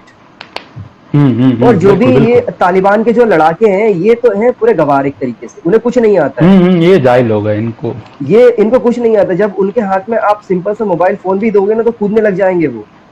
तो वो अभी इस हमने तरीके कितनी सारी हाँ, वीडियोस देखी उनकी। वो हमने देखा कि वो एक जिम में जाते हैं तो उन्हें ऐसा लगा कि जन्नत में आ गए वो हाँ। लोग। तो जब उनके सामने नए नए टीवीज आएंगे, नए नए टेक्नोलॉजी की चीजें आएगी, और नए नए वो चीज देखेंगे तो वो ज्यादा एक्साइटेड हो जाएंगे। और चाइना की क्वालिटी तो हमें पता है, हम्म। वो चली तो चली, आज तक चली, नहीं तो रात को खत्म। हाँ हाँ तो हाँ हाँ। इसके माध्यम से तालिबान मतलब जो अफगानिस्तान की जमीन है, जो वहां पे 5 से 6 करोड़ लोग हैं वहां पर, जो भारत का उसने हम्म अपना यहाँ पे खोया है मार्केट, वो तालिबान में मिल रहा है उसे। तो हम्म। एक तरीके से हमारी यहाँ पे भी विदेश नीति फेल हुई, अर्थव्यवस्था को लेके भी, कि हमने चाइना को वहां पे कंट्रोल करने दिया। बिल्कुल बिल्कुल। तो सर बात ये कि इंडिया को खैर जो इन्होंने भूल करी, बड़ी बड़ी ब्लंडर तो इन्होंने किया है हम्म। अनडाउटली। तो इंडिया अभी क्या कर सकता है अफगानिस्तान में, इसके बाद बात करें तो पहले तो अभी कुछ सिचुएशन वेट एंड वॉच की है। जब तक पाकिस्तान की, ये जाहिर सी बात है पाकिस्तान की आर्मी है वहां पे, पाकिस्तान की आर्मी उनके भेस में पूरी तरीके से इन्वॉल्व है। और हम्म। रसिया अब, क्योंकि अभी मैंने कुछ दो तीन घंटे पहले रसिया का एक स्टेटमेंट पढ़ा था कि वो अभी तालिबान को टेररिस्ट ग्रुप से निकालने के मूड में नहीं है। उन्होंने मना कर दिया है कि हम इनको टेररिस्ट, रसिया ही मानते हैं कि टेरर हैं ये लोग, टेररिस्ट हैं। रसिया ने मना कर दिया है कि ये लोग, मैं इनको टेररिस्ट से निकालने वाला हूँ, फर्स्ट चीज। सेकेंड चीज, रसिया घुस रहा है धीरे धीरे पंजशीर में ताजिकिस्तान के माध्यम से जो भी हथियार वगैरह दे रहा है। हम्म। तो इंडिया को पैसे देने पड़ेंगे जो यही अमरुल्ला साले या फिर जो अहमद मसूद है तो इनको।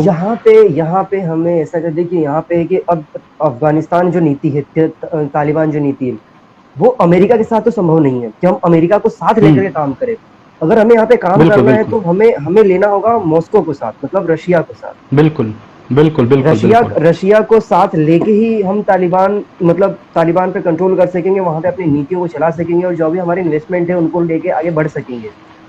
बिल्कुल क्योंकि बिल्कुल। बिना बिना सर रशिया के देखो, सपोर्ट से संभव नहीं है, क्योंकि आप सेना तो नहीं भेज सकते वहां पे। जाहिर सी बात है, और वहां एक पे कुछ चीज और ग्राउंड सपोर्ट नहीं हाँ, है। वही एक चीज और मैं आपको ये मतलब ऐड करूंगा कि देखिए, अगर अफगानिस्तान का रास्ता ब्लॉक होता है हमारे लिए, क्योंकि ईरान तो एक तरीके से पहले बहुत। चाबहार संकट में है, तो हम्म हमारा हम्म, पूरा का हम्म, पूरा एक्सेस बंद हो जाएगा मध्य एशिया और यूरोप का। बिल्कुल। आप हंड्रेड आप परसेंट सही भारत बात में है ये। आप भारत में कितना ही ज्यादा आप मैन्युफैक्चरिंग बढ़ा दो, आप एक्सपोर्ट नहीं कर पाओगे मध्य एशिया में और यूरोप में, क्योंकि आपको फिर से बिल्कुल वही सी बिल्कुल रूट से बिल्कुल। जाना पड़ेगा, और वो लंबा पड़ेगा सी हम्म। रूट आपका, जो भी आपका वो जो जो हमारा गॉड अफ्रीका ऑफ महाद्वीप, हम्म। जो हमारा ये है ना अफगान, अफ्रीका वाला महाद्वीप को पार करते हुए, वो पुराना वही हाँ आज से हाँ, चौदह वही वही। पंद्रह सौ साल पुराने वाले रूट पे आ जाएंगे हम। हाँ हाँ, बिल्कुल बिल्कुल बिल्कुल बिल्कुल। तो तो सर ये एक बात तरीके यह है से कि अभी। चीजें हैं। हाँ हाँ, आप और एक पूरा और कर लो, यहाँ पे पूरा कर लो आप। एक और पॉइंट ऐड करूं मैं, जैसे कि देखो अभी क्या है, सीएपीसी का इशू है चाइना को लेकर के, ठीक है। हम्म। अब सीएपीसी को लेकर के उसको जाना कहाँ तक, उसको जाना तो उधर ही है ना। जो अगर हम बात करें, जो चाबहार बना रहा, चाबहार के पास में जो अपना पाकिस्तान में जो पोर्ट बना रहा है वो, तो वो ग्वादर क्या करेगा, ग्वादर। ग्वादर पोर्ट, अब क्या करेगा, वो सीएपीसी का हम्म। इशू है, उसको लेकर के इंडिया हमेशा से ब्लॉक कर रहता है उसको, तो वो क्या करेगा, अफगानिस्तान हम्म। से निकाल देगा। अगर बिल्कुल, जाहिर सी अफगानिस्तान बात है। में अगर उसके रिश्ते बन जाते हैं तालिबान से अच्छे, तो वहां से निकाल देगा वो, तो उसको तो एक नई जमीन मिल गई है, तो हम तो एक हर तरीके से बेकआउट पे आते जा रहे हैं। हम्म। सर मैं लास्ट में कुछ चीजें बताऊंगा आपको कि देखो सर, रसिया जो है, अभी जो रसिया चाइना के साथ अपन देखें कुछ खड़ा हुआ है, तो पहली बात, रसिया हम्म, चाइना के साथ बिल्कुल मन से तो खड़ा हुआ नहीं है, रसिया को जरूरत है बिल्कुल। पैसों की फिलहाल। हाँ हाँ, सही कह रहे हैं आप। तो इंडिया को भी चाहिए कि कुछ हथियारों की डील करे उससे। हमने अभी जो, और हमारे पास मौका ये है कि हमने अभी बनाया आईएनएस विक्रांत, जो शायद एक हम्म साल में कमीशन हो जाएगी, जो सेकंड वाली हम्म उसकी है। उसके लिए हम्म चाहिए हमें MiG-29K, जो हम्म नेवल वर्जन है उसका। तो हम्म हम उसका करार कर रसिया के साथ, पहली बात, क्योंकि रसिया को पैसे चाहिए सर। हम्म रसिया इकोनॉमिक पावर नहीं, खत्म हो चुका है जो भी उसका इकोनॉमी है रसिया का।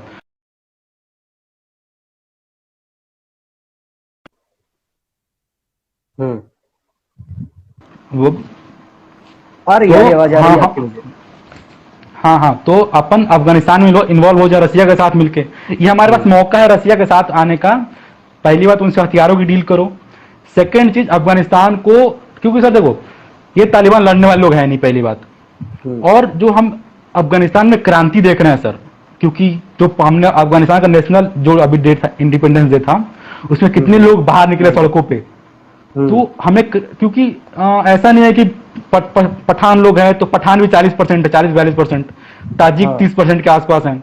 तो जो ताजिक, पश्तून उज्बेक और ज्यादा है हजारा वहां की पर। जो कम्युनिटी है वहां पे, हाँ, तो हम्म लेकिन मेजोरिटी नहीं है सर, मेजोरिटी मतलब फिफ्टी मेजोरिटी परसेंट नहीं नहीं है। है। जो मेजोरिटी तो कबाइलियों पश्तून की मेनली वहां पर, तालिबान क्योंकि है। वो सारे के सारे ट्राइब से सारे हैं। हाँ हाँ, तो मैं आपको थोड़ा इक्वेशन बताता हूँ तालिबान हम्म अफगानिस्तान का। हम्म 40% है पश्तून, जो मेनली हम्म तालिबान है। हाँ 30% ताजिक है, जो नॉर्दर्न अलायंस में आते हैं, चाहे मसूद हो चाहे अमरुल्ला साले, ये लोग ताजिक हैं। हम्म फिर 8% उज्बेक हैं, जो अब्दुल रशीद दोस्तम, हम्म ये उज्बेक हैं। हम्म तो इनका, ये लोग देखो सर, ये लोग लड़ने के लिए तैयार हैं, आप बस इनको हम्म पैसे दो, हथियार दो।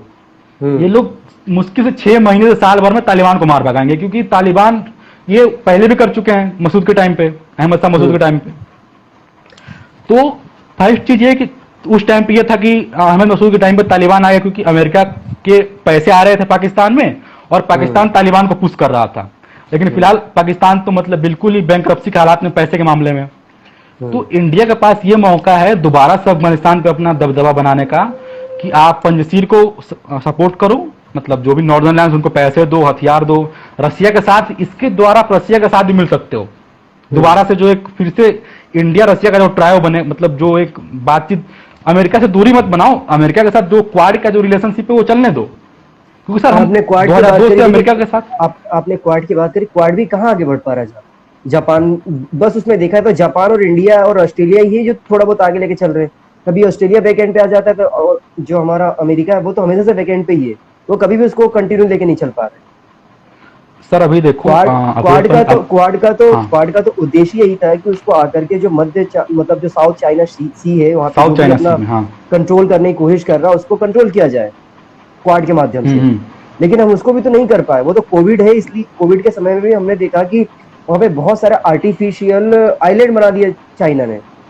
चाइना ने, हाँ, वो 9 डेज लाइन जो मानता है चाइना। हाँ, तो तो सर हम इसमें तो अगर क्वाड अपन। भी कहाँ सफल रहा हमारा, बस वही, क्वाड भी कहाँ सफल रहा हमारा। सर क्वाड, जहां तक मुझे लगता है क्वाड एक फ्यूचर हो, मतलब वो फ्यूचर का चीज है क्वाड, क्योंकि अभी चाइना अमेरिका खाली कर रहा है, अफगानिस्तान खाली कर दिया उसने, इराक खाली कर दिया उसने, अब वो पूरे फोकस के साथ आने वाला है अगले 2-3 साल में। आप देख लो चाइना, साउथ चाइना सी में, पहली बात।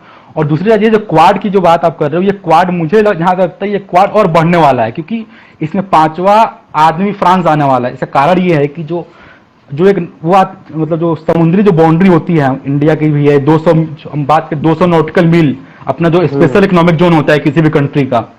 तो हाँ। चाइना का ये है कि ये कहीं भी जाकर मछली मार लेते हैं इनकी सी फूड कहीं भी जाकर घुस जाते हैं। तो सर मैं क्वाड की बात इसलिए कर रहा हूँ कि फ्रांस इसमें इसलिए ऐड होगा क्योंकि अगर बात करें, फ्रांस छोटा सा देश है आप मैप पे देखो तो, हाँ, लेकिन हाँ, जो बिल्कुल। उसकी टेक्नोलॉजी। स्पेशल इकोनॉमिक जोन है, जो स्पेशल इकोनॉमिक जोन है फ्रांस की, वो दुनिया में सबसे ज्यादा है, अमेरिका से भी ज्यादा है। कुछ क्योंकि 3 ज्यादा lakh coastal nautical area, mile उसका वो है। कोस्टल एरिया ज्यादा है उसके। हाँ वो पूरी दुनिया में ज्यादा है। और और तो छोटे छोटे चाइना से से उसको भी आइलैंड, थ्रेट है। वही छोटे छोटे से हाँ उसके इसी उसी आइलैंड भी है चक्कर में, जिससे कंट्रोल करता है वो। बिल्कुल, तो आइलैंड के चक्कर में उसका करीब करीब 3 लाख नॉटिकल माइल का उसका स्पेशल इकोनॉमिक जोन हो जाता है फ्रांस का। और वहां पर चाइना हरकत करता है, जाके कहीं से मछली मार लेगा, कहीं से कुछ कर लेगा। तो हाँ। आने वाले टाइम में हम, मुझे जहां तक लगता है कि हमें क्वाड को और मजबूत रूप में देख सकते हैं अगले 2-3-5 साल में। और ये जाहिर सी बात है कि फ्रांस ज्वाइन करेगा, और जो एक नया बैटल ग्राउंड बनने वाला है वो है साउथ चाइना सी। वो तो तो ठीक अभी है, लेकिन इंडिया को पहले अगर हम, थोड़ा, वो तो ठीक है लेकिन पहले हम इधर भी तो देख लें। पहले देखिए, वर्तमान आपका ठीक रहेगा तभी भविष्य की योजनाएं बन पाएगी। अगर हम यहाँ बिल्कुल पे बिल्कुल बिल्कुल। यहाँ पर देखिए, कोई भी देश अगर सुपर पावर बनता है तो उसके पीछे उसकी आर्थिक स्थिति होती है। अगर चाइना आज के समय सुपर पावर बनने की कोशिश कर रहा है तो उसकी आज की 14 से 15 इकोनॉमी, ट्रिलियन इकोनॉमी है। अमेरिका बिल्कुल अगर बिल्कुल। अमेरिका भी अगर आगे बढ़ने की बात कर रहा है तो उसकी आज की 19 से 20 ट्रिलियन इकोनॉमी की बात है। हम बात करें कि 2024 तक 25 तक हम 5 ट्रिलियन बनेंगे, हम यहाँ पर 3 तक पूरा नहीं कर पा रहे।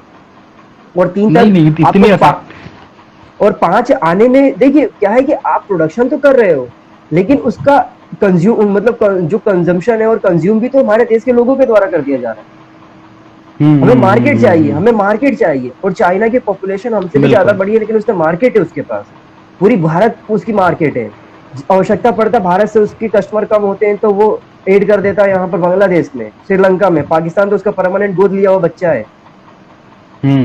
और रशिया के साथ दूरी ने हमारी, रशिया के साथ हमने दूरी बनाई है तो रशिया को मजबूरी में पाकिस्तान और चीन के साथ आकर के मतलब करने पड़ रहे सहयोग। रशिया ने कभी भी, हमने कभी कल्पना नहीं की होगी कि रशिया कभी आकर के इन दोनों देशों के साथ सैन्य अभ्यास करेगा। हाँ बिल्कुल बिल्कुल बिल्कुल वही तो बिल्कुल। पिछले साल 2019 में, मतलब कोविड से पहले, व्लादिवोस्तोक में विश्व का सबसे बड़ा, इस सदी का विश्व मतलब दशक का सबसे बड़ा एक्सरसाइज हुआ था रशिया और चाइना के मध्य। बिल्कुल बिल्कुल बिल्कुल। और उनकी काफी ये सारी नजदीकियां चीजें बढ़ हैं, रही हैं। तो ये तो हमारे लिए तो प्रॉब्लम सर की बात है ना। कभी कल्पना की जाती थी, कभी कल्पना की जाती थी, मैंने बहुत सारे जो जर्नल्स पढ़े थे उसमें, कि अगर इंडिया, चाइना और रशिया ये तीनों एक साथ आ जाएं तो अमेरिका तो कहीं से कहीं तक सस्टेन नहीं कर पाएगा। हाँ हमारे सर, पास बात टेक्नोलॉजी सब कुछ है। हाँ, आप करिए कंटिन्यू। इकोनॉमी की जहां तक बात हो रही है सर, तो इंडिया को इंटरनल फ्रंट पे भी योजना पड़ रहा है। अभी जो कुछ आपने देखा, सुधार कुछ करने की कोशिश की गई, लागू करने, कितना बड़ा बवाल मचा हुआ है। तो सर इंडिया में देखो सर, ये तो जाहिर सी बात है कि चाइना इंडिया में घुसा हुआ है, ये आप बात जान लो। एग्जैक्टली इंडिया के इंटरनल मैटर में चाइना मैं 100% आपको हस्तक्षेप कर रहा मैं है। आपको थोड़ा सा रोकूंगा यहाँ पे। आपने बोला बिल्कुल करता है, माइंडसेट बदला है। लेकिन देखो, जब लोगों के हाथ में आप पैसे नहीं दोगे, उनको जीवनचर्या के लिए जब आप उसे रोजगार नहीं दोगे, उसे व्यस्त नहीं करोगे, खाली दिमाग छोड़ दोगे, उनके हाथ में एक मोबाइल और इंटरनेट फ्री में उपलब्ध करा दोगे, तो इंसान क्या करेगा? दिमाग खाली दिमाग क्या करेगा? आज लोग जो सड़कों पर उतरने वाले आंदोलन जीवी जो लोग हैं, जो आंदोलन करते हैं, जो अपनी हक की बात करते हैं, वो सोशल मीडिया पर बस प्रोपेगेंडा चलाते हैं। आप सोशल मीडिया पे आप देखोगे, बोला जाता है कि भारत में इतने प्रोस्पेरियस है कि लोगों के पास रोजगार है, लेकिन वो रोजगार नहीं है लोगों के पास। अब लोगों को जब रोजगार दे दोगे तो हमारी जो विदेश पॉलिसी वो भी उत्कृष्ट होगी, क्योंकि आप अगर ₹1 कमाओगे तो उसमें से कुछ ना कुछ तो सरकार को टैक्स दोगे आप। बिल्कुल बिल्कुल, इकोनॉमी से एम्पायर बनेगा ना।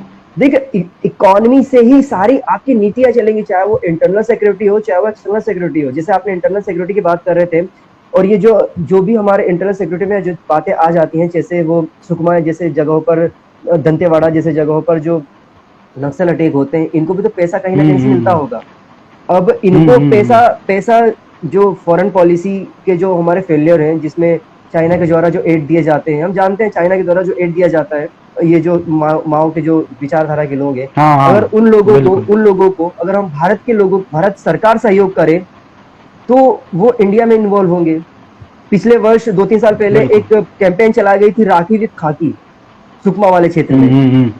हाँ हाँ हाँ। उस कैंपेन के माध्यम से बहुत सारे जो नक्सलवाड़ी के जो लोग थे उनको जोड़ा गया भारत की मुख्य धारा में, और उन सभी लोगों ने सरेंडर किया। सरेंडर करने के बाद जो पॉलिसी थी, उस पॉलिसी के माध्यम से उन्हें रोजगार दिया गया, उन्हें सरकारी नौकरी दी गई। तो हमने कुछ कंट्रोल कर लिया। तो लोगों के हाथ में जब हम्म। पैसा दे दिया जाएगा, उनको काम दिया जाएगा, देश विरोधी बातों को छोड़ने के लिए उन्हें कहा बिल्कुल जाएगा, बिल्कुल उनकी बिल्कुल बिल्कुल बिल्कुल सुरक्षा दी जाएगी, तो ये प्रॉब्लम आएगी ही नहीं। बिल्कुल बिल्कुल बिल्कुल। तो सर वही बात है कि इंडिया अभी इंडिया के पास जो मतलब चुनौतियां हैं इंटरनल चीजों को लेके, अभी हमने जब ये कोविड की क्राइसिस हुआ था तो करीब करीब 100 से ज्यादा कंपनियां चाइना से निकली थी, लेकिन हाँ, सर अब उनको इंडिया लाने में असफल हो गए थे। क्यों? वही क्योंकि तो उसी हुआ था कि टाइम अगर पे हमारी फॉरेन पॉलिसी अच्छी होती, हमारे उन्हें अच्छे मतलब पॉलिसी एग्जैक्टली बना करके एग्जैक्टली देते, कानून की बना करके देते, तो नहीं होता। इंडिया में सर कोई कंपनी खोलना ही नहीं चाहता इंडिया में, क्योंकि यहाँ पे इतने सारे कानूनी दाव पेच हैं। हम एक सिंगल विंडो उनको नहीं दे पाते हैं कि जी आप पैसे दो, काम सारी हम करके देंगे। इंडिया में कोई कंपनी बैठती है, ये लोग प्रोटेस्टर को पैसे दिए जाते हैं, ये लोग आए खड़े हो जाते हैं एनजीओ वाले हाँ, कि जी ये हनन हो रहा है, ये हनन हो रहा है, ये हनन हो रहा है। तो इस पे भी हम 50 कभी और चुनौतियां चर्चा हैं, इसको करेंगे। जूझना पड़ेगा इंडिया को ही। इस पे भी हम कभी और इस पे चर्चा इंडिया करेंगे को कि जूझना हमारे देश, पड़ेगा। हाँ, हमारे देश में इतने आंदोलनजीवी कहाँ से आ जाते हैं? क्योंकि बिल्कुल अभी बिल्कुल जैसे बिल्कुल। टेस्ला इंडिया में आना चाहता है, मैन्युफैक्चरिंग यूनिट डालना हम्म। चाहता है, लेकिन उसका ये कहना है कि आप इतने सारे कानूनी दांव पेच है कि हम उसको निकल नहीं पाएंगे। बिल्कुल बिल्कुल बहुत और सारे वो सर। जब एक वही वो तो केस हो जाए फिर तो 20 साल के लिए कंपनी लटक जाएगी। 20 साल बाद फैसला आएगा कि आप गलत थे, सही वही थे, तो पता नहीं क्या। और जब टेस्ला की जो कार्स हैं, जो इलेक्ट्रॉनिक्स कार है, उनको जब इंडिया में ला करके बेचा जा रहा है, तो उस पर टैक्स इतना है कि अगर वो 10 लाख की कार है तो 30 दोगुना लाख हो में हो जा जा रही। रही है। तो हाँ कौन हाँ हाँ। खरीदेगा वैसे में? आपको कुछ तो रिबेट और देनी सर पड़ेगी। और थर्ड जो मेन अभी शायद इंडिया इसको देख नहीं पा रहा है, जो आर्टिफिशियल इंटेलिजेंस बढ़ रहा है वो हाँ, इंसानों की जरूरत को कम करता जा रहा है। एग्जैक्टली। इधर इतनी बेरोजगारी है, ऊपर से आर्टिफिशियल इंटेलिजेंस और आ जाए फिर तो लोग भूखे मर जाएंगे यहाँ पे। मेरा तो वही ये कहना लोग है, चीज नहीं देखिए, देख पा रहे हैं। अमेरिका ने तो विंडो बंद कर दिया है कि अब हम दूसरे देशों को हाँ। नहीं लेंगे। और जो अरब खाड़ी के देशों हम्म। के साथ हमने रिश्ते बिगाड़े हैं, उस अरब हाँ खाड़ी उसका के भी पढ़ाई जैसे है। हमारा कतर हो जाए, ईरान हो जाए, इराक हो जाए, दुबई हो जाए, इन सभी देशों में जो ऑयल निकाला जाता है ना, क्रूड ऑयल, वहां पर भारत के बहुत सारे लाखों लोग जाकर के नौकरी करते हैं। हम्म। और ये जब नौकरी करते हैं तो ये एक तरीके से हमारा डायस्पोरा होता है, वहां से जाकर के कमाते हैं और भारत में पैसा भेजते हैं। अब ये लोग वहां हम्म। नहीं जाएंगे, कमाएंगे नहीं, तो एक तरीके से बेरोजगार हो जाएंगे देश में। और देश में बेरोजगारी जब बढ़ेगी तो ये कहीं ना कहीं गलत कृत्यों में इन्वॉल्व हो जाएंगे। अगर इनसे कोई ये बोला जाएगा कि लो 100 रुपए लो, इस जगह इस सामान को इस जगह ले जाकर के रख दो, उसे ये नहीं पता उस सामान में क्या रखा हुआ बिल्कुल। है, क्या पता उसमें बम रखा हाँ हुआ, चला हाँ जाकर हाँ। क्या जाएगा वो। हाँ तो हाँ जाहिर सी मेन बात है। मेन कारण ये कि हमारे देश में जो बाहर से अपॉर्चुनिटी कम हो रही है धीरे धीरे नौकरी की, उनको हमें कंट्री के अंदर इन्वॉल्व करना, मतलब उनको इंडल्ज करना पड़ेगा जो खाली दिमाग है। अगर खाली दिमाग को नहीं करेंगे तो हमारे हमारे लिए, मतलब इंटरनल सिक्योरिटी, साथ साथ में फॉरेन पॉलिसी, इन सब के लिए दोनों खतरा बन जाएगा। जाएंगे, खतरा बन जाएंगे।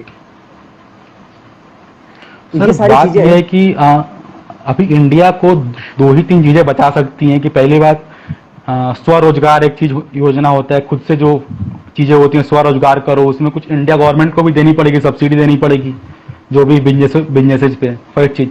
सेकेंड चीज सर, इंडिया का जो स्पेशल इकोनॉमिक जो समुद्री जो एरिया है वो पूरा खाली पड़ा है, अभी भी इंडिया वहां पे कुछ करता नहीं है ज्यादा कुछ। तो इंडिया के पास मौका है, लेकिन मैं ये समझ नहीं पा रहा हूँ कि आखिर ये लोग कर क्यों नहीं रहे हूँ। जैसे समुद्र में कुछ, चाहे वो फिशिंग इंडस्ट्री हो या फिर जो भी समुद्र में बहुत सारे मिनरल्स निकलेंगे अगर आप उसमें कुछ काम करो तो इंडिया ये के पास मौका है चीजें, बहुत ज्यादा, मौका लेकिन बहुत है, कब तक मौका बहुत भुनाएंगे है। पता नहीं। देखिए, मौका बहुत है, लेकिन मेन प्रॉब्लम हमारे देश के लोगों की जागरूकता की कमी है। लोगों को नहीं पता कि बिल्कुल बिल्कुल लोगों को नहीं पता कि मछली पालन भी एक इंडस्ट्री है। वो बस बिल्कुल उसको बिल्कुल बिल्कुल इतना करते हैं कि हाँ गए, पकड़ के लाओ और खाना बना के खा ली। उनको बिल्कुल ये नहीं बिल्कुल। पता झींगा पालन भी एक इंडस्ट्री है। ये सारी चीजें हैं, इनको हम और मतलब और कभी बात करेंगे इकोनॉमी को लेकर के।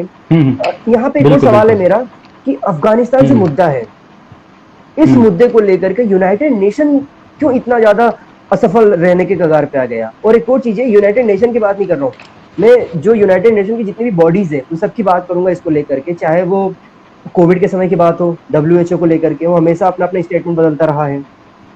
तो इन सारी चीजों, इवन भारत भी उसका प्रेसिडेंट रह चुका है डब्ल्यूएचओ का एक समय, जो हमारे मतलब इस साल वही है, भारत ही है।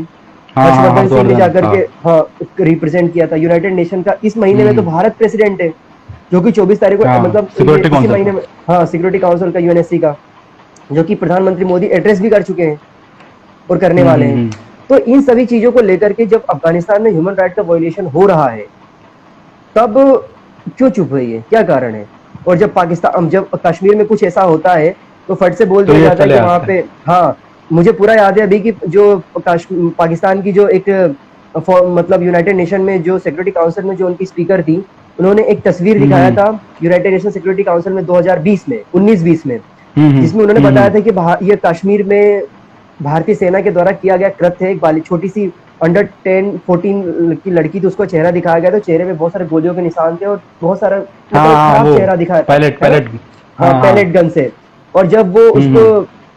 भारत ने जब उस पर ऑब्जेक्शन लिया, जब उसको पता चला, तो वो जो मतलब वो जो तस्वीर था वो सीरिया का था, वो लड़की का। हम्म। तो ये सारी चीजें तो हैं, मतलब भारत का जो कोई मुद्दा होता है, कश्मीर का हो या कहीं का भी हो, ह्यूमन राइट्स को लेकर के फट से वहां पे अपील कर दी जाती है। लेकिन जो अफगानिस्तान में हो रहा है, या अफगानिस्तान की हाँ बात छोड़े, जो उइगर मुस्लिमों के साथ जो होता है, दोनों हाँ हाँ देशों में जो बिल्कुल होता है, बिल्कुल। कोई उसको लेकर के आवाज नहीं उठाता, इवन पाकिस्तान तक कोई आवाज नहीं उठाता है। तो उस समय या इस समय यूनाइटेड नेशन कहाँ चला जाता है, क्यों चुप हो जाता है? क्या वो बस सर सिलेक्टेड हाँ, देशों के लिए कहने के लिए है वो? सर यूनाइटेड नेशन के बारे में बात करें तो United nation is a Toothless tiger, पहली बात। वो हम्म। ये जो 4-5 जो बदमाश देश हैं, सुपर पावर के नाम पे जो कहीं पे गुंडागर्दी करते हैं जाके, इनका हम्म। पपेट बन के रह गया है आज के टाइम में। हम्म। पहले भी था, लेकिन अभी क्या, अभी पूरा खुल चुका है सबका कि कौन कितने पानी में है। पहले ये हम्म। लोग ह्यूमन राइट और डेमोक्रेसी के नाम पे किसी देश में घुस के वहां पे बर्बाद कर देते थे। क्योंकि सर आप हम्म। देखो, जहां जहां यूनाइटेड नेशन घुसा है, अमेरिका घुसा है, क्या इराक आबाद हुआ? नहीं हुआ। लीबिया आबाद हुआ? नहीं हुआ। सीरिया आबाद हुआ? नहीं हुआ। ये ह्यूमन राइट के मुद्दे पे जब घुसे थे, आज के हालात उससे भी ज्यादा बदतर है। लेबनान का हालत देख लो आप। हम्म। तो ये मुझे अब तो खैर सबको लगने लगा है कि ये लोग एक 4-5 देशों के पपेट हैं, कि किसी भी देश के आंतरिक मामले में घुसना है आपको तो इनके माध्यम से आप घुस जाओ। तो यूनाइटेड नेशन का अब कुछ ज्यादा रोल रह नहीं गया किसी भी चीज को लेके। अब तो ज्यादा ह्यूमन राइट के बारे में बोल भी नहीं सकते, उनका नैतिक अधिकार ही नहीं बनता, क्योंकि आप अफगानिस्तान में चुप थे और किस देश पे आप बोलने जाओगे? अफगानिस्तान तो अफगानिस्तान पे चुप है, उइगर मुसलमानों पे वो तो बरसों से चुप है। बिल्कुल, क्योंकि चाइना और पैसे देता है उनको, चाइना का वहां पे परमानेंट काउंसिल है। वही नहीं, वैसे तो देखिए परमानेंट काउंसिल को लेकर के बहुत सारा विवाद होता है चाइना को लेकर के, लेकिन बहुत सारी चीजें हैं जो हमें तथ्य पता है, तथ्य नहीं पता है। ये सारी चीजें वही हैं। बहुत अच्छा एक चीज, मतलब ये लोग। जी बताइए जी बोलिए बताइए। बोलिए, बोलिए बोलिए। ये लोग जो हैं यूनाइटेड नेशन, या फिर यूनाइटेड नेशन हो गया, ह्यूमन काउंसिल हो गया, ये लोग सर कुछ देशों के पैसे पे चलते हैं, पहली बात। इनकी मुझे अपनी तो कुछ पैसे अतुल जी मिलते हैं। यहाँ पे, मुझे तो एक चीज लगता है यहाँ पे कि यूनाइटेड नेशन है ना, कुछ लोगों को चेहरा बना देता है बस, हाँ हाँ बिल्कुल और बिल्कुल बिल्कुल बिल्कुल। उसी के माध्यम से एजेंडा चलाया जाता है। हम्म। चाहे चाहे हम अगर कुछ दिन मतलब में तो बहुत सारी चीजें देखते हैं, जैसे कि हमारे इंडिया में फार्मर प्रोटेस्ट हो रहा था, उस समय ऐसे हाँ ऐसे हाँ सेलिब्रिटीज, ऐसे ऐसे लोगों ने, सेलिब्रिटीज ने ट्वीट किया था जिनको हम जिनका कोई संबंध ना हो, जिनको सही तरीके से किसानों का के तक नहीं पता हो कि किसान करता क्या है। हाँ, वही वही बात है, वही बात है। तो अब देख लो कितना, और आज क्योंकि सर फार्मर। हम्म। आज वही लोग सारे, जो अफगानिस्तान का मुद्दा है, जो क्राइसिस है पूरा, इस 21वीं सदी का सबसे बड़े क्राइसिस अभी तक का, 2 दशकों में से, हम्म। उसके ऊपर में सभी लोग चुप हैं। तो वही तो मैंने बताया आपको कि ये लोग 5-6 देशों के पपेट बन के रह चुके हैं। अब इनकी असलियत लोगों के सामने जाहिर हो चुकी है। क्योंकि सर इतिहास की बात करें तो ये धारा बदलती रहती है, 60-70 साल में एक न्यू वर्ल्ड ऑर्डर आता रहता है। तो हम्म। फिलहाल का जो नया विश्व का न्यू वर्ल्ड ऑर्डर है वो ये है कि अमेरिका डिक्लाइनिंग पावर है, चाइना इमर्जिंग पावर है, और हम्म। इंडिया जमीन तलाश कर रहा है कि भाई हमें भी कहीं जगह दे दो। लेकिन हम कैसे कैसे जमीन ढूंढे? क्या हम बस कागजों पे लिख देने से, स्पीच दे देने से थोड़ी विश्व बिल्कुल गुरु बन बिल्कुल, जाएंगे? बहुत सारी चुनौतियां हैं इंडिया के हमारे, पास, अगर वो उसमें अतुल पार जी, पा जाता है। मैं यहाँ पे कुछ और ऐड करूंगा। हमारे देश में एक बहुत ज्यादा फोबिया स्टार्ट हो गया है, चाहे वो इस्लामिक फोबिया की बात करें, हिंदू फोबिया की बात करें, और एक और नया हाँ फोबिया आ बिल्कुल गया, बिल्कुल। विश्व गुरु फोबिया। हाँ हम कागजों सही पे बात बोल है, देते सही हैं बात है। वसुधैव कुटुंबकम की बात करते हैं और बोल देते हैं विश्व गुरु बनेंगे, प्राचीन की बात करते हैं। अरे प्राचीन में जो बातें हो गई थी उसकी बात मत करो आप, हमेशा से प्राचीन में घटित घटनाओं के आधार पर गौरवान्वित नहीं होया जा सकता। आपको बिल्कुल, यदि बिल्कुल, बिल्कुल। गौरवान्वित होना है तो आपको वर्तमान में जो पिछले जो आपने सीखा है, जो भी आपकी मतलब इतिहास था, उससे अच्छी चीजों हुँ, को हुँ। लेकर के आओ। हमेशा से बार-बार ये नहीं कह सकते कि आपने शून्य का आविष्कार किया। अरे आविष्कार तो बिल्कुल, बिल्कुल, आपने बिल्कुल। किया, लेकिन उपयोग तो अब क्या अन्य कर देशों रहे ने हो? किया ना, उपयोग तो अन्य देशों ने हुँ, किया। शून्य के बिल्कुल, आगे बिल्कुल, 1 बिल्कुल। 2 3 लगा करके उनने अपनी मतलब इकोनॉमी को बड़ा कर लिया। हाँ, हाँ, सही बात है। ये तो सारी सर चीजें इंडिया हैं। को वही एक, इंडिया अपनी इकॉनमी बढ़ा ले, सब काम हो जाएगा, लेकिन देखिए पता नहीं। अल्टीमेटली सॉल्यूशन यही है कि आपको अपनी इकोनॉमी पे कार्य करना पड़ेगा, आपको लोगों को रोजगार देना पड़ेगा, चाहे वो फॉरेन हुँ, चाहे हुँ। विदेशों में भेज करके काम देने की बात हो। अगर आपको लगता है कि हमारे 100 लोगों को रोजगार मिल सकता है एक देश के साथ थोड़े से रिश्ते में अनबन करने से, तो आप दो, क्योंकि आपके पास पैसा आ जाएगा तो आप उस देश के साथ रिश्ते हुँ, बना हुँ। लोगे। बिल्कुल, बिल्कुल, बिल्कुल, बिल्कुल। आप कब सही तक बात, लोगों बिल्कुल, को बिल्कुल। आप कब तक लोगों को बस भाषणों से और बातों से और टीवी सोशल मीडिया के माध्यम से लोगों को बरगलाते रहोगे और लोगों को एकदम विश्व गुरु की फील कराते रहोगे। एक समय के बाद ये सारी जो हमारी यूथ है ना, मैं और आप यूथ ही हाँ, हैं, एक समय हाँ। के बाद अगर हमारे पास रोजगार नहीं आएगा तो हम खुद फ्रस्ट्रेट हो जाएंगे। बिल्कुल, बिल्कुल, बिल्कुल, हम बिल्कुल। हम अगर आज मेहनत कर रहे हैं, हम 8-8 10-10 घंटे पढ़ाई कर रहे हैं, तो हम इसलिए कर रहे हैं कि हम अच्छा काम कर सके, हम अपना कंट्रीब्यूशन कंट्री के डेवलपमेंट में दे सके। अगर हमें अपॉर्चुनिटी नहीं मिलेगा तो हम हुँ, क्या हुँ। करेंगे? बिल्कुल, बिल्कुल, बिल्कुल। आप देखोगे बहुत सारे जो केरल के लोग होते हैं वो क्यों चले जाते हैं अरब कंट्री में और वहां पर जाकर के वो बहुत सारे देश के खिलाफ जो एक्टिविटीज होती है उसमें इन्वॉल्व हो जाते हुँ, हैं। हुँ। हुँ, हुँ, हुँ, हुँ। आप मोस्टली अगर आप देखोगे ओसामा बिन लादेन से लेकर के जो आज अरब अरब में जो भी लीडर है सुप्रीम के अफगानिस्तान में, सारे के सारे पढ़े लिखे लोग हैं। हुँ, हुँ, हमने हुँ, हुँ। प्रारंभ में बात किया था कि जो शेर मोहम्मद इस्ताकांजी है वो आईएमए से पढ़ा हुआ है। हुँ, हुँ। हाँ, जब हाँ। वो सारे पढ़े लिखे लीडर्स है और आईएमए एक साल में 8 से 10 15 बस लेफ्टिनेंट बनाता है। तो हाँ, मतलब हाँ, मेरिट्स हाँ। वो मेरिट्स के भी ऊपर है ये लोग। तो जब इन लोगों को अच्छी अपॉर्चुनिटी प्रोवाइड नहीं कराई जाएगी तो फिर वही ऐसे ही उल जुलूल हरकतें करेंगे। हुँ, हुँ, हुँ। अभी जैसा कर रहे हैं। सही बात है। इवन इवन हमारे कंट्री में सबसे ज्यादा यदि अगर हम लिटरेट स्टेट मानते हैं तो केरल को मानते हैं। और हाँ, और सबसे सबसे ज्यादा हाँ सबसे ज्यादा बुद्धिजीवी लोगों के द्वारा जो हरकतें करी जाती है, मतलब देश विरोधी चीज इसे हम तत्व हुँ, कहते हुँ। हैं, जिसे एक तरीके से अर्बन नक्सल का केरल से नाम ही। दिया गया है। अर्बन नक्सल का नाम हुँ, दिया गया, हुँ। वहीं से चलता है, वो चलाया जाता है। हाँ, बिल्कुल। बिल्कुल, बिल्कुल। तो क्यों? इसके पीछे यही कारण है कि आप उनको अपॉर्चुनिटी नहीं दे रहे हो, तो वो अपनी अस्तित्व को तलाशने के लिए कोई दूसरा रास्ता अपना रहे और वो रास्ता देश के खिलाफ आ जा रहा है। बिल्कुल, बिल्कुल। तो ऊपर ये से एक अभी तरीके से तो कोविड क्राइसिस ने जो कमर तोड़ा अपना। हम्म हम्म और सर कोविड क्राइसिस का भी बात करें तो मतलब जो चाइना के अपने देश थे उधर कुछ नहीं हुआ, जिनसे थोड़ी हाँ अनबन थी उनकी लग गई अच्छे से। वही तो बात तो है यहाँ कई पर। सारी चीजें अभी इंडिया को झेलना है सर।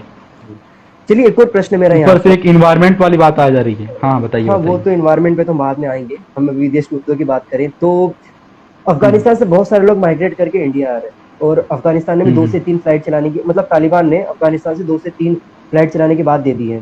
तो हुँ, हुँ। S-17 जो ग्लोब मास्टर है उसके माध्यम से जो लाया जा रहा है, तो यहाँ पे तकरीबन आप मान के चलिए बहुत सारे अफगानी इंडिया में आएंगे। पहले से ही हमने बहुत सारे रिफ्यूजीज को रख रखा है और हुँ, इवन हुँ, हमने हुँ। सी बिल्कुल। एनआरसी के बाद जो पाकिस्तान अफगानिस्तान और अन्य देशों के जो हिंदुज थे उनको इंडिया में लाने की मतलब हम कर रहे हैं। तो ये जो लाएंगे तो बिल्कुल। देखो एक चीज होता है, जब आप किसी दूसरे देश से लोगों को लेकर के आते हो तो वो आपकी जिम्मेदारी हो जाती है, उनके हुँ, लिए हुँ। रहने खाने इन सब की जिम्मेदारी आपकी हो जाती है। तो हमारे पास देखिए बिल्कुल। खाने को लेकर के तो कोई प्रॉब्लम नहीं है, हमारे पास पर्याप्त हाँ, मतलब हमारा पर्याप्त खाने का प्रोड्यूसिंग तो। हाँ इतना सारा है कि हम अपने बहुत सारे वर्षों तक लोगों को फीड कर सकते हैं, क्योंकि हमने हाँ, अनाज को बिल्कुल। लेकर के सफिशियंसी हो चुकी है हमारे देश में। हाँ, 1989 में हो गई थी सर हाँ आत्मनिर्भरता हमारी अनाज में। वही तो हमारी कोई खाने को लेकर कोई प्रॉब्लम नहीं है, अनाज को लेकर कोई प्रॉब्लम नहीं है, लेकिन प्रॉब्लम यहाँ पर ये है कि आप उन्हें लाओगे, इंफ्रास्ट्रक्चर डेवलप करोगे, आप उन लोगों को भी एक लंबे समय तक बेरोजगार तो रख नहीं सकते। हुँ, आप खुद के बिल्कुल। लोगों को रोजगार नहीं दे पा रहे हो, तो उन लोगों के लिए अगर आप प्रायोरिटीज देते हो तो फिर यहाँ पे एक तरीके से रोष आएगा कि हम तो यहाँ के नेटिव हैं, हम यहाँ पे वोटर्स हैं, आप हुँ, हमको हुँ, इग्नोर हुँ, करके हुँ। इनको दे रहे हो। तो बिल्कुल, एक तरीके बिल्कुल, से बिल्कुल। क्या क्या ये देश में एक शरणार्थी क्राइसिस की तरफ तो नहीं जा रहे हम, क्योंकि बहुत सारी जगह से हम लोगों को लेके आ रहे हैं और वैसे भी हमारे देश में 130 करोड़ लोग हैं। और ये ऑलरेडी तो है। वो है, अभी तो ये तो 150 करोड़ ये होंगे। ये 2011 तो क्या है। सुनो, ये तो वे लोग हैं जिनको हमने कागजों पे लिखा हुआ है। हाँ, और वो भी ये बात 2011 ही, की बात, हाँ 2011 की है ये जनगणना। वही तो 2011 की है। तो 2011 पे 1.25 करोड़ थे हम, इस मतलब 125 करोड़ के आसपास। और अब तो ऐसा है कि हम लगभग 140 पहुंच चुके हैं। उसके पार ही तो क्या करेंगे। क्या हम एक शरणार्थी क्राइसिस की तरफ तो नहीं जा रहे धीरे धीरे? सर इसका एक ही उपाय है कि लिमिटेड, अभी तक जितने अफगानी लोग आ चुके हैं इंडिया में, उनको बस वहीं पे रोक दिया जाए। इसका ये हो सकता है कि जितने कम से कम हो, क्योंकि सर हमसे कैपेबल कनाडा कनाडा के पास बहुत सारी जमीनें पड़ी हैं। इंडिया से कितना ज्यादा बड़ा है कनाडा देश। तो अरे वो ये तो लोग, ठीक उनकी है, नैतिक जिम्मेवारी कि वो उनको तो ठीक है, ये सब वो रखना तो ठीक चाहिए। है, वो तो लेकिन वो ठीक है, मैं मान रहा हूँ। हम्म लेकिन एक तरीके से हमारे देश में ये भी तो होता है कि हमारे देश में जो एक तबका है, जो मुस्लिम समुदाय के लोग, अगर किसी मुस्लिम कंट्री में कोई प्रॉब्लम आती है तो वो बोलते हैं कि भारत में आ जाओ। हाँ हाँ हाँ। लेकिन हमें हमें ये भी नहीं बोलना चाहिए कि पूरे वर्ल्ड में एक ऑर्गेनाइजेशन है, इस्लामिक ऑर्गेनाइजेशन, आईओसी, OIC, हाँ इंटरनेशनल 57 देश है उसमें इंटर तो। वही तो इंटरनेशनल इस्लामिक ऑर्गेनाइजेशन, जिसमें से भारत ने पहली बार जाके एड्रेस किया था, और वो तो पाकिस्तान का पाकिस्तान फाउंडिंग मेंबर है उसका। तो हाँ, क्या वो उसमें लड़ाई भी क्या हुई थी पाकिस्तान सऊदी की हाँ, उससे। तो क्या, क्यों ये देश इन लोगों को नहीं लेके आ रहे? क्योंकि ये तो एक ही विचारधारा के लोग हैं ना। फिर हमारा सर फॉरेन कभी कभी पॉलिसी तो यहाँ पे क्यों फिर से फेल हो जाता है इन सब चीजों को एक तरीके से फैलाने में, कि आप वहां क्यों नहीं जा रहे, हमारे देश में क्यों आ रहे? हम क्यों नहीं मैसेज कन्वे कर सर पाते मुझे तो लोगों के पास? कभी कभी इन सब चीजों को देख के लगता है कि ये जितने बने हैं विश्व के संगठन, जो हम्म, चाहे ब्रिक्स का, नेटो वगैरह, ये सब हम्म, एक अपने इंटरेस्ट के लिए बने हैं कि हमारे हम्म, इंटरेस्ट कहाँ कहाँ फुलफिल होते हैं। ये हम्म, मानवता, डेमोक्रेसी, लिबरलिज्म, इनसे इनको कोई फर्क नहीं पड़ता है। हम्म, क्योंकि सर इनका अंतिम इंटरेस्ट वही है कि हमारे कंट्री के इंटरेस्ट में क्या आ रहा है। तो मानवता वगैरह की बातें तो भूल ही जानी चाहिए। लेकिन अफगानिस्तान की जो दिक्कत अभी इंडिया में भी उसकी दिक्कत आएगी, क्योंकि शरणार्थी अभी और बढ़ेंगे ही बढ़ेंगे। हम्म। इंडिया कब तक रोक पाएगा उनको। चलिए ठीक लेकिन है, अब मैं, समय हमारा बहुत ज्यादा होने वाला है, तो अब मैं, क्योंकि हमारा सेशन भी एंड हाँ, होगा, मैं एक अंतिम रिमार्क लेना चाहूंगा कि हमारा, कि अंतिम फैसला क्या होना चाहिए इन सब चीजों को लेकर, कि हम कैसे इनको कंट्रोल करें, कैसे हम इनको ओवरकम करें, ताकि हमें आने वाले समय में क्राइसिस ना हो, हमारी इकोनॉमी ठीक ठाक चले, हमारे आर्थिक व्यवस्था ठीक रहे, साथ में हमारे देश में शरणार्थी क्राइसिस ना आए, और साथ में जो हमारी फॉरेन पॉलिसी है, हमारे आसपास के देशों के साथ रिश्ते हैं, वो ठीक ठाक रहे। तो सर मैं दो तीन बातों से एंड कर दूंगा कि पहली बात तो फॉरेन पॉलिसी की बात तो हमें जाहिर सी बात है, चाइना को काउंटर करने के लिए भी हमें रसिया के नजदीक जाना पड़ेगा। हम्म, रसिया और अमेरिका का जो चेक बैलेंस की जो पोजीशन हमें करनी पड़ेगी, क्योंकि सर अभी भी रसिया अमेरिका में अगर आप चेक बैलेंस वाला खेल खेलते हो तो आपको फायदे होंगे उसके। हम्म, ज्यादा उधर नहीं झुकना, ज्यादा इधर नहीं झुकना।